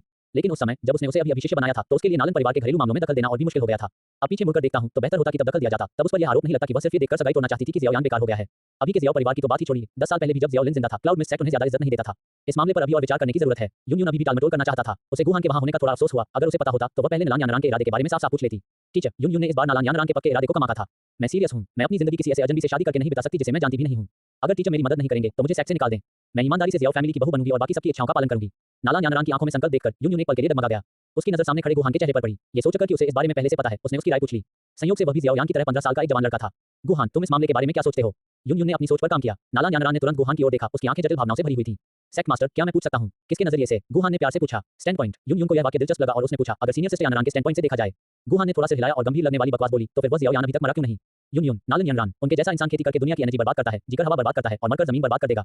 यून यून, नालन यानरान, उस हद तक नहीं, सच में उस हद तक नहीं। तारान का नाचू, दूर बुतान शहर में जवान फ्लेम सम्राट ने फिर से अपनी नाक रगड़ी। क्या कमजोर खेती किसी को बीमार कर सकती है? धिक्कार है स्वर्ग, कुत्तों के स्वर्ग पर। याओ चेन रिंग में .1 चैप्टर 18 ये किस्मत है। इनाम तो पक्का है। खांसी खांसी खांसी। यून यून गुहान की बातों से चौंक गई। इस बच्चे का भाषण इतना आक्रामक क्यों था? उसने हल्के से खांसते हुए नालान यानरान से पूछा, तुम्हारी सीनियर सिस्टर यानरान ने कभी ऐसा नहीं सोचा? तो उसे ऐसा ही सोचना चाहिए, गुहान ने कहा। सिर्फ जियाओ फैमिली, जिसका सबसे मजबूत सिर्फ एक ग्रेट डू मास्टर है, छोटे से बुतान शहर में अकेली ताकत भी नहीं बन सकती। मैंने मोकिंग से सीनियर सिस्टर यानारान के मंगेतर की हालत के बारे में सुना। वह कभी बहुत टैलेंटेड था, लेकिन अब उसकी साधना पीछे चली गई है। 15 साल की उम्र में वह जूजी के सिर्फ तीसरे स्टेज पर है और सुधार नहीं कर पाया है। अगर वह 16 साल की उम्र तक जूजी के 7वें स्टेज तक नहीं पहुंच पाया तो उसका परिवार उसे बाहर निकाल देगा। उसके बाद उसके करियर, स्टेटस, ताकत और दुनिया किसी भी चीज का कोई भविष्य नहीं होगा। जहां तक सीनियर सिस्टर यानारान की बात है, वह न सिर्फ साम्राज्य के डुवान परिवार के मुखिया की सीधी लाइन की सबसे बड़ी बेटी और पोती हैं, बल्कि उन्हें क्लाउड मिस्ट सेक्ट के सेक्ट लीडर ने शिष्य भी बनाया था। एक ड्रैगन और एक सांप एक साथ कैसे रह सकते हैं? ज़ियाओ परिवार को बहुत पहले ही सगाई तोड़ने के लिए लेटर लिखने की पहल करनी चाहिए थी। पक्का वे ऊपर चढ़ने के लिए पुरानी पीढ़ी के वादों पर भरोसा नहीं करना चाहते। भविष्य में हर कोई कहेगा कि यूनलान सेक्ट के यंग सेक्ट मास्टर भविष्य के सेक्ट लीडर का मंगेतर बेकार है, या पति भी। ये कहकर गुहान ने अपना मुंह बंद कर लिया, मानो जो व्यक्ति अभी इतना बोल रहा था वह नहीं था। यून और नालान यानारान ने एक दूसरे को देखा और उन्हें लगा कि उसने जो कहा वह बिल्कुल सही था। इस तरह से देखें तो ज़ियाओ परिवार और ज़ियाओ यान सच में मरने के लायक हैं। तो अगर यह ज़ियाओ यान का नजरिया होता तो क्या होता? यून ने ज्यादा गहराई से सोचने की हिम्मत नहीं की और विषय बदल दिया। सीनियर सिस्टर यानारान को मौत मिलनी चाहिए, गुहान ने जवाब दिया। यून नालन यानारान, फाइटिंग क्यू कॉन्टिनेंट में सगाई तोड़ना बहुत बड़ी बेइज्जती मानी जाती है। अगर कोई औरत सगाई तोड़ दे तो वह आदमी फिर कभी अपना सिर ऊंचा नहीं रख पाएगा। अगर नालान परिवार सगाई तोड़ने के लिए दरवाजे पर आता है तो पूरा जियामा साम्राज्य ज़ियाओ परिवार का मजाक उड़ाएगा और क्लैन लीडर के तौर पर ज़ियाओ यान के पिता की जगह स्थिर हो जाएगी। चाहे अपने लिए, अपने पिता के लिए या अपने परिवार के लिए, ज़ियाओ यान नालान यानारान से मौत तक नफरत करेगा। गुरु और शिष्य की जोड़ी, क्लाउड मिस्ट सेक्ट, जिसने इस मामले को आसान बनाया वह भी मरने लायक है। नालन परिवार भी नफरत करने वाला है। गुहान ने ईमानदारी से जवाब दिया, अगर मैं ज़ियाओ यान होता तो मेरा यही विचार होता। लेकिन ज़ियाओ यान मैं नहीं हूं। शायद वह इतने लंबे समय से लूजर रहा है कि वह काय है और इस तरह नहीं सोचेगा। गुरु और शिष्य की जोड़ी, तो उसे नफरत करने दो। शॉर्ट में, मैं अरेंज मैरिज नहीं करना चाहती। नालान यानारान ने अपने हाथ भींच लिए, उसकी आंखों में पक्का इरादा था। मैं इंतजार नहीं कर सकती कि ज़ियाओ फैमिली को खुद पर इतना अवेयरनेस आई कि वे पहल करें और एक लेटर लिखें। सीनियर सिस्टर को अभी भी एक बात पर सोचना है। गुहान ने नालन यानारान को देखा और गंभीरता से जवाब दिया, इस मामले में नालन परिवार का नजरिया भी है। मुझे नहीं लगता कि ओल्ड मास्टर नालान ऐसे इंसान है जिन्हें समझ नहीं है कि क्या करना है या ट्रेड ऑफ कैसे करना है। फिर भी वह आपसे, जो पहले ही यूनान सेक्ट के यंग सेक्ट मास्टर बन चुके हैं, ज़ियाओ फैमिली में शादी करने पर जोर दे रहे हैं। जरूर कुछ चिंताएं और छिपी हुई बातें होंगी। नहीं तो वह न सिर्फ तुमसे, अपनी पोती से नफरत करेगा, बल्कि क्लाउड मिस्ट सेक्ट को भी नाराज करेगा। यह एक क्लैन लीडर का व्यवहार नहीं है। मुझे इसका कारण पता है, यून ने कहा। शियाओ परिवार के पुराने डुवांग शियाओलिन ने एक बार नालान जी की जान बचाई थी। उसके बाद नालान जी ने दोनों परिवारों को करीब लाने के लिए शादी का प्रस्ताव रखा। ये नालान जी का शुक्रिया अदा करने का तरीका है और दोनों खानदानों के लिए कॉमन फायदे तलाशने का एक कदम भी है। तो क्या मुझे बलि देनी होगी? नालान यानारान की आंखों में दुख भरे आंसू आ गए। यून की आंखों में हैरानी की एक झलक दिखी। उसे लगा था कि नालान यानारान को भी पता है, लेकिन अभी के हालात को देखते हुए उसे नहीं पता था। ये किस्मत है। गुहान की बिना किसी भावना के आवाज गूंजी। दूसरे लोग मुश्किल में जीते हैं, लेकिन आपके पास अच्छे कपड़े और खाना है, यही किस्मत है। दूसरे लोग खेती नहीं कर सकते, फिर भी जब तुम 4 साल के थे तब से तुम्हें एक डूलिंग सिखा रहा था, यही किस्मत है। दूसरे लोग हुआन लेवल टेक्निक के लिए खून बहने तक लड़ते हैं, लेकिन आपने जुबान लेवल टेक्निक से शुरुआत की, यही किस्मत है। क्लाउड मिस्ट सेक्ट, जिसे दूसरे लोग अपनी जिंदगी मानते हैं, उसमें आप सीधे क्लाउड मिस्ट सेक्ट के सेक्ट लीडर के शिष्य के तौर पर शामिल हो गए, यही किस्मत है। तो तुम्हारे दादाजी ने तुम्हारी शादी ज़ियाओ यान से कर दी ताकि जान बचाने वाला कर्ज चुका सकें, ये भी किस्मत ही है। नालान यानारान आराम से कुर्सी पर बैठ गई। उसे ऐसा लगा जैसे उस पर बिजली गिर गई हो। गुहान की बातों से उसे ऐसा लगा जैसे वह एक एहसान फरामोश भेड़िए की तरह है जिसे सिर्फ मजे और पानी की परवाह है, लेकिन कभी भी चुकाने और योगदान की परवाह नहीं है। तो क्या सगाई तोड़ने पर जोर देना गलत था? यून को यह भी एहसास हुआ कि मामला जितना उसने सोचा था उससे कहीं ज्यादा उलझा हुआ था। काश वह डूजोंग होती और जियामा साम्राज्य में आखिरी फैसला उसी का होता। अगर तर्क काम न करे तो मुक्के का इस्तेमाल किया जा सकता है, ताकत का सम्मान किया जाता है, के लोहे के नियम को हद तक ले जाते हुए। क्या मेरे लिए शांतिपूर्ण समाधान चाहना मुमकिन नहीं है? नालान यानारान दुखी और निराश था। गुहान ने जवाब नहीं दिया, लेकिन यून को देखा। यून किसी तरह उसके विचार समझ गई और पूछा, क्या आपके पास इसे हल करने का कोई तरीका है? अगर तुम यह मामला सुलझा सकते हो तो मैं, ये सेक्ट लीडर, तुम्हें जरूर इनाम दूंगा। अपना वादा सुनकर गुहान ने बिना किसी हिचकिचाहट के जवाब दिया, इस मामले को सुलझाना असल में बहुत आसान है। गुरु और शिष्य की जोड़ी, सबसे पहले क्लाउड मिस्ट सेक्ट वह नहीं हो सकता जो सगाई तोड़ने के लिए ज़ियाओ फैमिली के पास जाए। दूसरा, जिसने गांठ बांधी है वही उसे खोलेगा। इसके लिए नालान और शियाओ परिवारों के बड़ों को एक ही समय पर बोलना होगा। मुझे नहीं पता कि ज़ियाओ फैमिली क्या सोच रही है, लेकिन जब तक उनके पास दिमाग है, उनके लिए ये सोचना नामुमकिन है कि शादी का कॉन्ट्रैक्ट उन्हें नालान फैमिली या क्लाउड मिस्ट सेक्ट तक पहुंचने की इजाजत दे सकता है। ज्यादातर वे अच्छी कीमत का इंतजार करना चाहते हैं, नालान फैमिली के पहले बोलने का इंतजार करना चाहते हैं ताकि उन्हें कुछ मुआवजा मिल सके। जहां तक नालान परिवार की बात है, ओल्ड मास्टर नालान वादों को महत्व देते हैं और आसानी से कुछ नहीं कहेंगे, लेकिन ऐसा इसलिए है क्योंकि सही तरीका इस्तेमाल नहीं किया गया है। इस समय गुहान ने नलन यानारान की ओर देखा। सीनियर सिस्टर नलन, क्या आपके खानदान में कोई लड़की है जो आपके बराबर उम्र की हो, जिसका स्टेटस अच्छा हो और जो दिखने में अच्छी हो या जिसका टैलेंट अच्छा हो? कुछ है, नलन यानारान ने सिर हिलाया। क्या कोई डायरेक्ट लाइन से है? बेहतर होगा कि वे शानदार लुक्स और अच्छी कल्टीवेशन टैलेंट वाले हों। गुहान ने आगे बढ़कर पूछा। तो फिर सिर्फ एक ही है, नालान यानारान ने सहजता से जवाब दिया। मेरे अपने दूसरे चाचा की बेटी, मुझसे कुछ महीने छोटी। उसका टैलेंट कभी मुझसे ज्यादा था, लेकिन बदकिस्मती से जब वह मेरे दूसरे चाचा के साथ अपनी मां के खानदान में गई थी तो उसे जहर दे दिया गया। इस बारे में बात करते हुए नालान यानारान ने भौहें चढ़ाईं और उसे एहसास हुआ, क्या आप ये कह रहे हैं कि मैं ये काम किसी और पर डाल दूं और उन्हें मेरे लिए ये काम करने दूं? एक आदमी का खाना दूसरे आदमी के लिए जहर है। इसी बात के लिए सीनियर सिस्टर नालान, आप इससे बचने का इंतजार नहीं कर सकती, लेकिन दूसरे लोग इसके लिए तरस सकते हैं। गुहान ने सीधे जवाब नहीं दिया, लेकिन यून से कहा, इस मामले का हल 3 स्टेप्स में बंधा हुआ है। सबसे पहले सेक्ट लीडर खुद नालन क्लैन लीडर से मिलने जाता है और मुआवजे के तौर पर रिसोर्स देता है ताकि कुछ हद तक सीनियर सिस्टर का इतने सालों में परिवार की परवरिश के लिए शुक्रिया अदा किया जा सके। इसके बाद senior sister cloud mist sect की बेहतर सेवा कर सकती है। उसे अभी भी अपने परिवार की देखभाल करने की जरूरत है या नहीं, ये वह खुद तय कर सकती है। दूसरा, शादी के रिश्ते में सीनियर सिस्टर की जगह किसी और को प्रपोज करें। बेशक अगर सीनियर सिस्टर जानबूझकर नहीं जाती हैं तो अपनी मर्जी से हिस्सा लेने का नियम अपनाया जा सकता है। एक बार ये 2 शर्तें पूरी हो जाएं तो ओल्ड मास्टर नालान के पास मना करने का कोई कारण नहीं होगा। नहीं तो वह सच में बहुत ज्यादा पंडित बन जाएगा और सेक्ट लीडर को उसे कोई इज्जत देने की जरूरत नहीं पड़ेगी। तीसरा, नालान परिवार और क्लाउड मिस्ट सेक्ट दोनों को ज़ियाओ यान को कुछ मुआवजा देना होगा। यह ज़ियाओ यान है, ज़ियाओ परिवार नहीं, क्योंकि वह इसमें शामिल पार्टी है। इस स्थिति का सामना करते हुए ज़ियाओ परिवार निश्चित रूप से नाराज नहीं होगा। आखिरकार ज़ियाओ यान एक लूजर बन गया है और उन्हें खुद का एहसास है। इस बात की बहुत संभावना है कि वे शादी खत्म करने का प्रस्ताव देने का मौका लेंगे और फिर हम बस फ्लो के साथ चलेंगे। यही मेरा सुझाव है। बोलने के बाद गुहान ने फिर से सिर झुकाया। यून की नजर में कुछ और अंतर था। उसने फैसला लेने से पहले ज्यादा सोचा नहीं। ठीक है, जैसा तुमने कहा वैसा ही करते हैं। अगर यह सफल हुआ तो ये सेक्ट लीडर आपको जरूर अच्छा इनाम देगा। 19 चैप्टर 19 यून का वादा, छोटी मोटी चालें चलना। धन्यवाद सेक्ट मास्टर। गुहान यून से इस वादे का इंतजार कर रहा था और उसने गंभीरता से सिर झुकाया। फिर भी उसे लगा कि यह काफी नहीं है, फिर भी उसने अपनी इच्छा को जरा भी नहीं छिपाया। सेक्ट मास्टर, अगर आप मुझे कोई इनाम देना चाहते हैं तो मुझे उम्मीद है कि यह हाई एट्रिब्यूट कल्टीवेटर की खेती के लिए फायदेमंद होगा। बस सीधे तौर पर आइस स्नोपल का नाम लेने से चूक गए। तुम तो अब मांगे भी करने लगे हो। यून के सुंदर और शानदार चेहरे पर मुस्कान आ गई। निश्चिंत रहो, ये सेक्ट मास्टर तुम्हें ऐसा कुछ नहीं देगा जिसका तुम इस्तेमाल न कर सको। इसके अलावा ये लो, ध्यान से सोचो कि तुम किस बड़े को अपना गुरु बनाना चाहते हो। जैसे ही उसने कहा, यून ने हल्के से डेस्क पर थपथपाया। डुक्यूई की एक लहर जेड स्लिप के चारों ओर लिपटी और गुहान की ओर उड़ी और उसके हाथ में आ गई। साफ है, इस जेड स्लिप में कई एल्डर्स के बारे में जानकारी दर्ज थी और यह निश्चित रूप से आउटर सेक्ट डीकन द्वारा दी गई जानकारी से ज्यादा डिटेल थी। गुहान ने जेड स्लिप को अपनी स्टोरेज रिंग में रखा और बोला, सेक्ट मास्टर, ये सभी एल्डर्स मेरी बताई गई जरूरतों को पूरा करते हैं, है ना? निश्चिंत रहो, वे ऐसा करते हैं। यून को गुहान के सिर पर एक झटका देने की अजीब इच्छा हुई। तुम जा सकती हो, जब तुम अपना मन बना लो तो मुझे ढूंढना। यून ने हाथ हिलाया, लेकिन गुहान वहीं खड़ा रहा और बोला, मैं तो बस एक बाहरी संप्रदाय का शिष्य हूं, आपसे मिलने की कोशिश करना बहुत मुश्किल काम है। एक सेक्ट मास्टर और एक डुहुआंग एक्सपर्ट ऐसा कोई नहीं था जिसे कोई भी जब चाहे देख सके। अब तुम जा सकते हो। यून ने एक टोकन निकाला और गुहान की ओर फेंक दिया। ये सेक्ट मास्टर को दिखाने वाला एक आइडेंटिटी टोकन था। इसमें यून के एसेंस ब्लड का ऑरा था और इसे नकली नहीं बनाया जा सकता था। मैं विदा लेता हूँ। गुहान झुका और पीछे हट गया। उसकी हरकतें बेमिसाल थीं। फिर भी जब तक वे चले नहीं गए उन्होंने एक बार भी खुद को शिष्य नहीं कहा था। सीनियर होने का कोई एहसास नहीं, स्टेटस का कोई सम्मान नहीं। यून ने मन ही मन हल्के से डांटा। टीचर, जूनियर ब्रदर गुहान ने क्या शर्तें रखी? गुहान के हॉल से जाने के बाद नलान यानरान ने पूछा। उसकी आवाज में एक चंचलता और आकर्षण था जो पहले नहीं था। उन्होंने कहा कि अपनी अप्रेंटिसशिप के लिए वे सिर्फ उसी पीढ़ी के किसी अलग को चुनेंगे जिसकी पीढ़ी महान थी। यून ने सच नहीं छिपाया। ये कैसी हालत है? नालन यानरान कुछ हैरान था। मुझे भी नहीं पता। यून की आंखों में सोच की एक झलक दिखी। शायद उसे लगता है कि डुवांगेल से उसे जो स्टेटस और फायदे मिल सकते हैं वे सब लगभग एक जैसे हैं, इसलिए वह अपनी सीनियरिटी बढ़ाना चाहता है। उदाहरण के लिए, अगर वह मार्शल अंकल यून के अंडर अप्रेंटिस होता तो भविष्य में आपको मुझे सेक्ट मास्टर मार्शल आंटी कहना पड़ता और आपको उसे मार्शल अंकल गुहान कहना पड़ता। यून और यूनशान दोनों क्लाउड मिस्ट सेक्ट के 7वीं पीढ़ी के लीडर के पर्सनल शिष्य थे और सेक्ट मास्टर के वंश में डुवांगेल थे। तो क्या वह मेरा फायदा नहीं उठा रहा है? नालन यानरान चौंक गया। इसलिए मुझे लगता है कि यही उसका लक्ष्य है। यून ने नलान यानरान को देखा और मुस्कुराया। चलो तुम्हारी शादी रद्द करने की डिटेल्स पर बात करते हैं। जी टीचर। नलान यानरान बहुत खुश था। हालांकि मामला अभी तक सुलझा नहीं था, लेकिन इस बार कम से कम बहुत उम्मीद थी और यह सब की खुशी के साथ किया जा सकता था। जूनियर भाई, क्या जूनियर सिस्टर नलन हॉल के अंदर है? जैसे ही गुहान पीछे वाले हॉल से निकला, दो जवान लड़के उसके पास आए। एक ने इनसेक्ट डिसाइपल की ड्रेस पहनी हुई थी, जबकि लीडर ने अल्केमिस्ट रोब पहना हुआ था और उसे रोकने के लिए आगे बढ़ा। हाँ, गुहान ने सिर हिलाया और फिर जाने लगा। जूनियर भाई, ये कैसा एटीट्यूड है? दूसरा जवान आदमी गुहान का रास्ता रोकने के लिए आगे बढ़ा। जूनियर भाई कैरन, इस जूनियर भाई के लिए चीजें मुश्किल मत बनाओ। आगे चल रहे युवा ने कहा। हालांकि यह जूनियर भाई एक आउटर सेक्ट डिसाइपल है, लेकिन मेरे सवालों का जवाब देने की उसकी कोई जिम्मेदारी नहीं है। कैरन के चेहरे पर तुरंत एक प्यारी सी मुस्कान आ गई। जूनियर ब्रदर लियू सही कह रहे हैं। मुझे बस लगा कि यह जूनियर ब्रदर थोड़ा ज्यादा ही रुखा है, जो साथी शिष्यों की एकता के लिए सही नहीं है। गुहान ने उसे गहराई से देखा, उसका चेहरा याद किया और फिर आगे चल रहे युवक की ओर देखा। क्या तुम लियू लिंग हो? मैं हूं। लियू लिंग की आंखों में नाराजगी की एक झलक आ गई। यह बाहरी संप्रदाय का शिष्य सचमुच शिष्टाचार में कुछ कमी रखता था। पिल्किंग एक गेस्ट एल्डर हैं और आप एक गेस्ट शिष्य हैं। क्या आप मेरे क्लाउड मिस्ट सेक्ट के शिष्य माने जाते हैं? गुहान ने पूछा। लियू लिंग का एक्सप्रेशन थोड़ा बदल गया और एक पल के लिए वह चुप हो गया। सच कहें तो पिल्किंग को भी क्लाउड मिस्ट सेक्ट का आधा ही माना जाता था। उसका शिष्य तो और भी दूर था। चाहे वह था या नहीं, उसके पास जवाब देने का अधिकार नहीं था। अपना ख्याल रखें। ये शब्द पीछे छोड़कर गुहान आगे बढ़ गया। कैरन और लियू लिंग दोनों के चेहरे पर बहुत भद्दे भाव थे। उन्हें उम्मीद नहीं थी कि कोई बाहरी संप्रदाय का शिष्य उन्हें इतना बुरा भला कहेगा। एक बाहरी सेक्ट डिसाइपल जो सेक्ट हॉल में आ जा सकता है, उसकी पहचान निश्चित रूप से साधारण नहीं है। लियू लिंग हंसा, जिससे उसके विचारों को समझना असंभव हो गया। कैरन की आंखों में चमक आ गई। उसे लगा कि इसकी जांच करना जरूरी है। वहां से जाने के बाद गुहान तुरंत आउटर सेक्ट अफेयर्स हॉल में गया। यून का दिया टोकन निकाला और कुछ सामान खरीदने के लिए कहा। सेक्ट मास्टर का टोकन देखकर डीकन ने तुरंत सुझाव दिया कि वह अपनी खरीदारी के लिए सोने के सिक्के इस्तेमाल कर सकता है और 20% डिस्काउंट भी दिया। ये साफ तौर पर अच्छी भावना का इशारा था और गुहान ने मना नहीं किया। जब उसकी शॉपिंग पूरी हो गई तो गुहान अपने छोटे से आंगन में लौट आया और अपना रोज का रूटीन फिर से शुरू कर दिया। जब वह थका नहीं होता था तो साधना करता था। थके होने पर अपनी आत्मा को ठीक करने और अपनी सोल पावर बढ़ाने के लिए जुबान शेर की कल्पना करता था और भूख लगने पर कुछ उपवास की गोलियां या घर का बना जादुई बीज जल के खाता था। हर दिन आधी रात के बाद वह दिन भर की जानकारी की जांच करते थे। पहला दिन, यून और नालान यानरान एक समझौते पर पहुंचे। दोपहर में वे नालान परिवार के पास बहुत सारे रिसोर्स लेकर पहुंचे। नालान यानरान की खेती के लिए परिवार का शुक्रिया अदा किया, लेकिन कहा कि यूनान सेक्ट के यंग सेक्ट मास्टर की शादी का फैसला हल्के में नहीं लिया जा सकता। उन्होंने रिसोर्स कई गुना करके लौटा दिए, जिससे नालान जी इतने गुस्से में आ गए कि उनका सीरिंग पॉइजन लगभग भड़क ही गया। यून की मदद से इसे मुश्किल से कंट्रोल किया गया, लेकिन अगर 7 दिनों के अंदर छठी क्लास की डिटॉक्सिफाइंग गोली नहीं मिली तो ये फिर भी भड़क जाएगा। नालन यान से मिली। कुछ टेस्टिंग के बाद उसने पाया कि यह कभी बहुत खुश रहने वाली कजिन अपनी आने वाली जिंदगी को लेकर निराश थी। उसे लगा कि उसने परिवार की देखभाल में कमी की है, इसलिए वह परिवार के लिए कुछ करना चाहती थी और एक आम आदमी से शादी करके शांति से जिंदगी जीने को तैयार थी। वह आपके शब्दों से बहुत प्रभावित हुई। एक आदमी का जहर दूसरे आदमी का खजाना होता है। दूसरा दिन, नालन यान अपनी भावनाओं को बहुत ज्यादा छिपाती है। अपने टैलेंट के खत्म होने और अपने पिता की मौत की वजह से उसे अपने मायके वालों पर भरोसा नहीं रहा और नालन परिवार पर शक होने लगा है। वह भागने पर तुली हुई है ताकि वह और मजबूत बन सके और भविष्य में सच्चाई का पता लगा सके। जहर देने वाला उसका मामा जुकिन ए था जो उसके टैलेंट से जलता था और हमेशा उसकी परवाह करने का नाटक करता था। कैरन ने लियू लिंग की मदद करने के बहाने तुम्हारी पहचान की जांच की। ये देखते हुए कि तुम एक नए जीनियस हो जिसे क्लाउड मिस्ट सेक्ट जोर शोर से आगे बढ़ाना चाहता है, वह सी डेकेपिटेशन प्लान को लागू करने के लिए गोल्डन गूस सेक्ट को जानकारी वापस भेजने का समय निकालने की तैयारी करता है। तीसरा दिन, मोयू ने सुना कि तुमने यून का साथ पा लिया है और वह तुमसे पर्सनली दोस्ती करने का प्लान बना रहा है। मोकिंग को ये खबर मिलने पर वह तुम्हें जल्द से जल्द मारना चाहता है। क्योंकि तुम बंद कमरे में साधना कर रहे हो, इसलिए दोनों मौके का इंतजार कर रहे हैं। आज सुबह यून ने नालान जी के साथ शादी खत्म करने के बारे में फिर से डिटेल में बात की और आखिरकार अपना मकसद पूरा कर लिया।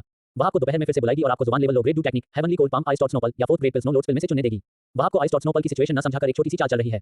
इतने सारे लोग मेरे प्रति द्वेष क्यों रखते हैं? गुहान ने अपनी आंखें खोली। उनके अंदर एक हत्या का इरादा छिपा हुआ था। मोयू अपना वेश बदलने में माहिर था, लेकिन मोकिंग की उसे मारने की इच्छा पक्की थी। उसे उससे निपटने का कोई तरीका सोचना था और यून वह असल में मेरे साथ चालें चल रही है। 20 चैप्टर 20 यान, क्या तुम्हें पत्नी चाहिए? तो फिर मुझे दोष मत दो कि मैंने तुमसे और भी ज्यादा मांगा। ध्यान से हिसाब लगाने के बाद गुहान ने अपनी आंखें फिर से बंद कर ली और अपना ध्यान काले कछुए के खोल को देखने पर लगाया। काले कछुए के खोल से वह अपनी सोल पावर की ग्रोथ का सही हिसाब लगा सकता था। लगभग 2 महीने में वह मॉडल रियम के मिडिल स्टेज तक पहुंच जाएगा। अगर कोई दुर्घटना नहीं हुई तो वह 1 साल के अंदर नश्वर लोक की पूर्णता तक पहुंच सकता है। एसेंस, क्यू और स्पिरिट एक दूसरे के पूरक हैं। मॉडल रेल के परफेक्शन तक पहुंचने पर उसे एक बॉटलनेक मिलेगा और वह लिंक के लेवल तक पहुंचने के बाद ही स्पिरिट रेल तक पहुंच पाएगा। फिर भी वह जियाओ यान से बहुत तेज था। एक अल्केमिस्ट के तौर पर जियाओ यान ने हमेशा अपनी सोल पावर बढ़ाने पर ध्यान दिया था। फिर भी वह बहुत बाद में एक सोल कल्टीवेशन मेथड सीखने के बाद ही स्पिरिट रेल में पहुंच पाया, जब वह एक दूजों था। पलक झपकते ही सांप का समय आ गया। सूरज निकला और सूरज की रोशनी एक बार फिर धरती पर पड़ने लगी। जियामा साम्राज्य की राजधानी में नालान परिवार की जागीर में नालान जी ने एक बार फिर यून को पा लिया। ओल्ड पेट्रियार्क नालान, 2 दिन बीत चुके हैं। आपने क्या फैसला किया है? यून बाईं और प्राइमरी सीट पर बैठी थी। उसके खूबसूरत चेहरे पर कॉन्फिडेंस वाली मुस्कान थी। पिछले 2 दिनों में उसे गुहान की इंटरलॉकिंग स्ट्रेटजी की खूबी समझ में आ गई थी। पहला कदम था इनाम और शुक्रगुजारी के बहाने पूरे नालन परिवार को खुश करने के लिए काफी रिसोर्स देना। ऊपर से देखने पर इसने नालान यानरान को बांधने के तरीके के तौर पर पालन पोषण के परिवार के दावे को सिर्फ कमजोर कर दिया। असल में अलग-अलग हितों की वजह से नलन परिवार में साफ तौर पर अंदरूनी दरार आ गई थी। नलन सू और बड़े बुजुर्ग नलन जी से परिवार की भलाई को पहले रखने की गुजारिश कर रहे थे। इसने परिवार की खुशहाली के बड़े कारण का इस्तेमाल करके नालान जी की वफादारी और शुक्रगुजारी की अपनी भावना को दबा दिया। साथ ही यह एक हल्की धमकी थी जिसने उसे एक विकल्प चुनने पर मजबूर कर दिया। पहला ऑप्शन, नालान यानरान का अब नालान परिवार से कोई लेना देना नहीं होगा। परिवार की मेहरबानी का बदला क्लाउड मिस्ट सेक्ट ने चुका दिया था। क्योंकि नालान यानरान क्लाउड मिस्ट सेक्ट का यंग सेक्ट मास्टर है, इसलिए नालान जी की शादी की व्यवस्था मायने नहीं रखती और उसे इसे सुझाने का अपना तरीका खोजना होगा। दूसरा ऑप्शन, नालान यानरान नालान जी से जुड़ा रहेगा और क्लाउड मिस्ट सेक्ट नालान परिवार की देखभाल करेगा, जिससे दोनों करीब से जुड़े रहेंगे, लेकिन आपको शादी के कॉन्ट्रैक्ट का मामला सुलझाना होगा। नालान परिवार क्लाउड मिस्ट सेक्ट को हरा नहीं सका और अब उनमें इतनी हिम्मत नहीं बची थी कि वे इंपीरियल परिवार को दखल देने के लिए बुला सकें। चाहे जो भी हो, शादी के कॉन्ट्रैक्ट को तो देखना ही था। इस प्रकार जब तक नलन जी मूर्ख नहीं थे, उन्हें पता था कि कौन सा रास्ता अपनाना है। क्या सेक्ट लीडर यून को लगता है कि उसने मुझे फंसा लिया है? नालान जी ने हाथ में जेड कप पकड़ा। उसका एक्सप्रेशन बहुत उदास था। पिछले कुछ दिनों में परिवार के बड़े सदस्यों के बार मनाने के बाद और नालन सू के क्लाउड मिस्ट सेक्ट से रिसोर्स लेने के बाद वह जानता था कि उसे मानना ही होगा, लेकिन जबरदस्ती झुकने की इस भावना ने उनके गुस्से को बहुत चिड़चिड़ा बना दिया। यानरान, यून नालान जी को और भड़काना नहीं चाहती थी और उसने नालान यानरान को एक मतलब भरी नजर से देखा। दादाजी, आपकी पोती ने एक ऐसा सॉल्यूशन ढूंढ लिया है जो सबके लिए अच्छा है। नालान यानरान खड़ी हुई और झुकी। उनका पूरा शरीर जोर से भर गया। क्लाउड मिस्ट सेक्ट में लौटने से पहले गुहान ने उसे एक लेटर भेजा था जिस पर कुछ इंस्ट्रक्शन लिखे थे। उसे विश्वास था कि इन शब्दों को दोहराने से उसे मनचाहा परिणाम जरूर मिलेगा। ओह, नलान जी अपनी पोती से कुछ नाखुश थे, लेकिन यूंग के मौजूद होने की वजह से वह ज्यादा कुछ नहीं कह सके। उन्होंने ठंडी सांस ली तो ये बुरा आदमी क्लाउड मिस्ट सेक्ट के यंग सेक्ट मास्टर की शानदार राय सुनना चाहेगा। नालान यानरान जानती थी कि उसके दादाजी अभी भी गुस्से में हैं और उन्हें उनके रवैये से कोई दिक्कत नहीं थी। वह मुड़ी और दरवाजे की तरफ आवाज लगाई, सिस्टर यानयून, प्लीज अंदर आ जाए। जल्द ही ब्रोकेड के कपड़े पहने एक जवान लड़की अंदर आई। वह किसी अच्छे परिवार की लड़की जैसी लग रही थी। हालांकि वह बहुत ज्यादा खूबसूरत नहीं थी, लेकिन उसकी स्किन इतनी गोरी थी कि चमक रही थी। कुल मिलाकर वह नालान यानरान से एक लेवल नीचे थी और यून से उसकी तुलना नहीं की जा सकती थी, लेकिन उसमें कमजोरी का एक अनोखा एहसास था जिसने एक आदमी की शुरुआती सुरक्षा की आदत को जगा दिया। दादाजी, मेरा तरीका शादी के लिए इंसान को बदलना है। नालान यानरान ने अपना सिर ऊंचा किया और गुहान की सिखाई बातें बोली। जब से दूसरे अंकल और दूसरी आंटी गुजरे हैं, मुझे पता है कि दादाजी हमेशा सिस्टर यानयून की शादी को लेकर परेशान रहते हैं। उस समय मेरी बहन का टैलेंट मुझसे भी ज्यादा मजबूत था, लेकिन उसे एक विलेन ने जहर दे दिया और अब वह आगे नहीं बढ़ सकती। कई साल बीत गए हैं और वह अभी भी सिर्फ एक स्टार डूजे है। कोई भी बराबरी का परिवार उसे शादी करने को तैयार नहीं है और हमारा नलन परिवार ऐसे छोटे परिवारों को नीची नजर से देखता है। शियाओ परिवार, जिसकी नींव डुवांग परिवार से है और जो अभी भूटान शहर का मालिक है, क्या यह एक बढ़िया चॉइस नहीं है? दोनों परिवारों के बीच पहले से ही शादी थी। अगर आप अपनी बायोलॉजिकल पोती की शादी करने जा रहे थे, तो अगर मेरी बहन की शादी उनके परिवार में होती है तो इसमें कोई बुराई नहीं है। मेरी बहन का टैलेंट बर्बाद हो गया, लेकिन वह अभी भी एक असली दाव प्रैक्टिशनर है। सीओ फैमिली के उस सिओ यांग के पास दाओ जीची के सिर्फ 3 स्टेजेस हैं और बड़े होने पर उसे परिवार से निकाल दिया जाएगा। वह उसके लायक भी नहीं है। अगर वह मेरी बहन से शादी कर सकता है, तो अंकल जियाओ जान इसका इस्तेमाल जियाओ यांग को बेहतर पद देने के लिए कर सकते हैं। हम अपनी बहन के लिए अच्छा दहेज तैयार करेंगे ताकि उसे जियाओ परिवार में अपनी बात कहने का कॉन्फिडेंस जरूर मिले। आपको इस बात की चिंता करने की जरूरत नहीं होगी कि उसके ससुराल वाले उसे परेशान करेंगे और शादी का मामला भी सुलझ जाएगा। मैं क्लाउड मिस्ट सेक्ट में जाकर कड़ी मेहनत कर सकता हूं और मजबूत बन सकता हूं ताकि भविष्य में मैं परिवार की देखभाल भी कर सकूं। शियाओ परिवार ने अपनी इज्जत बचा ली और शियाओ यान ने मेरी बहन से शादी कर ली। इस तरह क्या हर कोई खुश नहीं है? नालन जी, इस समय वह बहुत लालच में था। नालान यानयून और नालान यानरान दोनों उनकी बायोलॉजिकल पोतियां थीं। बात बस इतनी थी कि नालान यानरान का जन्म 3 महीने पहले हुआ था। अगर यानयून का जन्म पहले हुआ होता तो वह जरूर उसे चुनता। आखिरकार यानरान सबसे बड़े बेटे की बेटी थी, जबकि नालान यानयून दूसरे जायज बेटे की बेटी थी। दूसरा वाला शादी के लिए ज्यादा सही था। लॉजिकली कहें तो नालान यानयून का उनकी जगह लेना बिल्कुल मुमकिन था। जियाओ परिवार इस रिश्ते को बनाए रखेगा और जियाओ यान का यानयून से शादी करना उसके ओहदे से ऊपर माना जाएगा। क्लाउड मिस्ट सेक्ट, नालान परिवार और शियाओ परिवार की प्रतिष्ठा और हित सभी सुरक्षित रहेंगे। ये समाधान एक शब्द में शानदार था। यानयून, तुम क्या सोचती हो? नलान जी ने नलान यानयून की ओर देखा अपनी राय जानने के लिए। दादाजी, आपकी पोती शादी करने को तैयार है, मैं इसे खुशी-खुशी स्वीकार करता हूं। नालन यानयून घुटनों के बल बैठी और औपचारिक रूप से झुकी। वह बेकार हो गई थी। अगर कोई दुर्घटना नहीं हुई तो वह अपनी बाकी जिंदगी के लिए वन स्टार डूजे बन जाएगी। भविष्य में किसी अजनबी से शादी करने के बजाय जियाओ यान से शादी करना बेहतर था, जिसकी हालत भी वैसी ही थी। इसके अलावा वह परिवार अपने दादा नलन यानरान और यहां तक कि क्लाउड मिस्ट सेक्ट को भी यह एहसान याद दिला सकती थी। जियाओ फैमिली में उसे बुली किए जाने की चिंता नहीं करनी पड़ेगी। अगर किसी तरह जियाओ यान का टैलेंट वापस आ गया तो उसे उस समय की सच्चाई सामने लाने की थोड़ी उम्मीद होगी। अच्छा, क्योंकि नालान यानयून ने खुशी से स्वीकार करो जैसे शब्द भी इस्तेमाल किए थे, इसलिए नालान जी स्वाभाविक रूप से दुख की कीमत पर अपने गर्व पर जोर नहीं दे सकते थे। क्लाउड मिस्ट सेक्ट के दो तरफा नजरिए के कारण उसके पास कोई दूसरा रास्ता नहीं था। सु-ए, जियाओ जान को एक लेटर लिखकर हालात समझाओ। 7 दिनों में यानयून को खुद जियाओ फैमिली के पास ले जाओ ताकि यह मामला फाइनल हो जाए। उसे बताओ कि यानयून का दहेज बहुत अच्छा होगा। उसे मेरी प्यारी पोती को परेशान करने की इजाजत नहीं है। ये बुरा आदमी जियाओ यान को मेरा बायोलॉजिकल पोता दामाद मानता है और अगर कुछ हुआ तो वह युवा जोड़े का साथ देगा। यह एक डुवांग एक्सपर्ट से सपोर्ट का वादा था जो शियाओ फैमिली के अंदर या बाहर किसी भी बुरी ताकत को रोकने के लिए काफी था। हाँ पिताजी, नालन सु का चेहरा भी खुशी से चमक रहा था। ये परेशान करने वाला मामला जिसने कई लोगों के दिलों पर बोझ डाला था, आखिरकार पूरी तरह से सुलझ गया। यून ने धीरे से मुस्कुराते हुए कहा, उस समय मेरा क्लाउड मिस्ट सेक्ट भी बधाई देने के लिए एक शिष्य भेजेगा। अच्छे टैलेंट वाला जियो फैमिली का कोई भी सदस्य क्लाउड मिस्ट सेक्ट में शामिल हो सकता है। इतनी दूर तक जाने से शियाओ परिवार दूसरे ग्रुप्स और खासकर इंपीरियल परिवार के पास कहने के लिए कुछ नहीं बचेगा। फिर भी शियाओ परिवार पहले डुवांग परिवार हुआ करता था। उन्होंने साम्राज्य के लिए लड़ाई लड़ी थी और खून बहाया था और फिर भी उनके पास कनेक्शन का एक खास नेटवर्क था। मामला सफलतापूर्वक सुलझ जाने के बाद यून तुरंत नलान यानरान के साथ क्लाउड मिस्ट सेक्ट में लौट आया, जिसकी खुशी शब्दों में बयान नहीं की जा सकती। यानरान, जाओ और गुहान को यहां बुलाओ।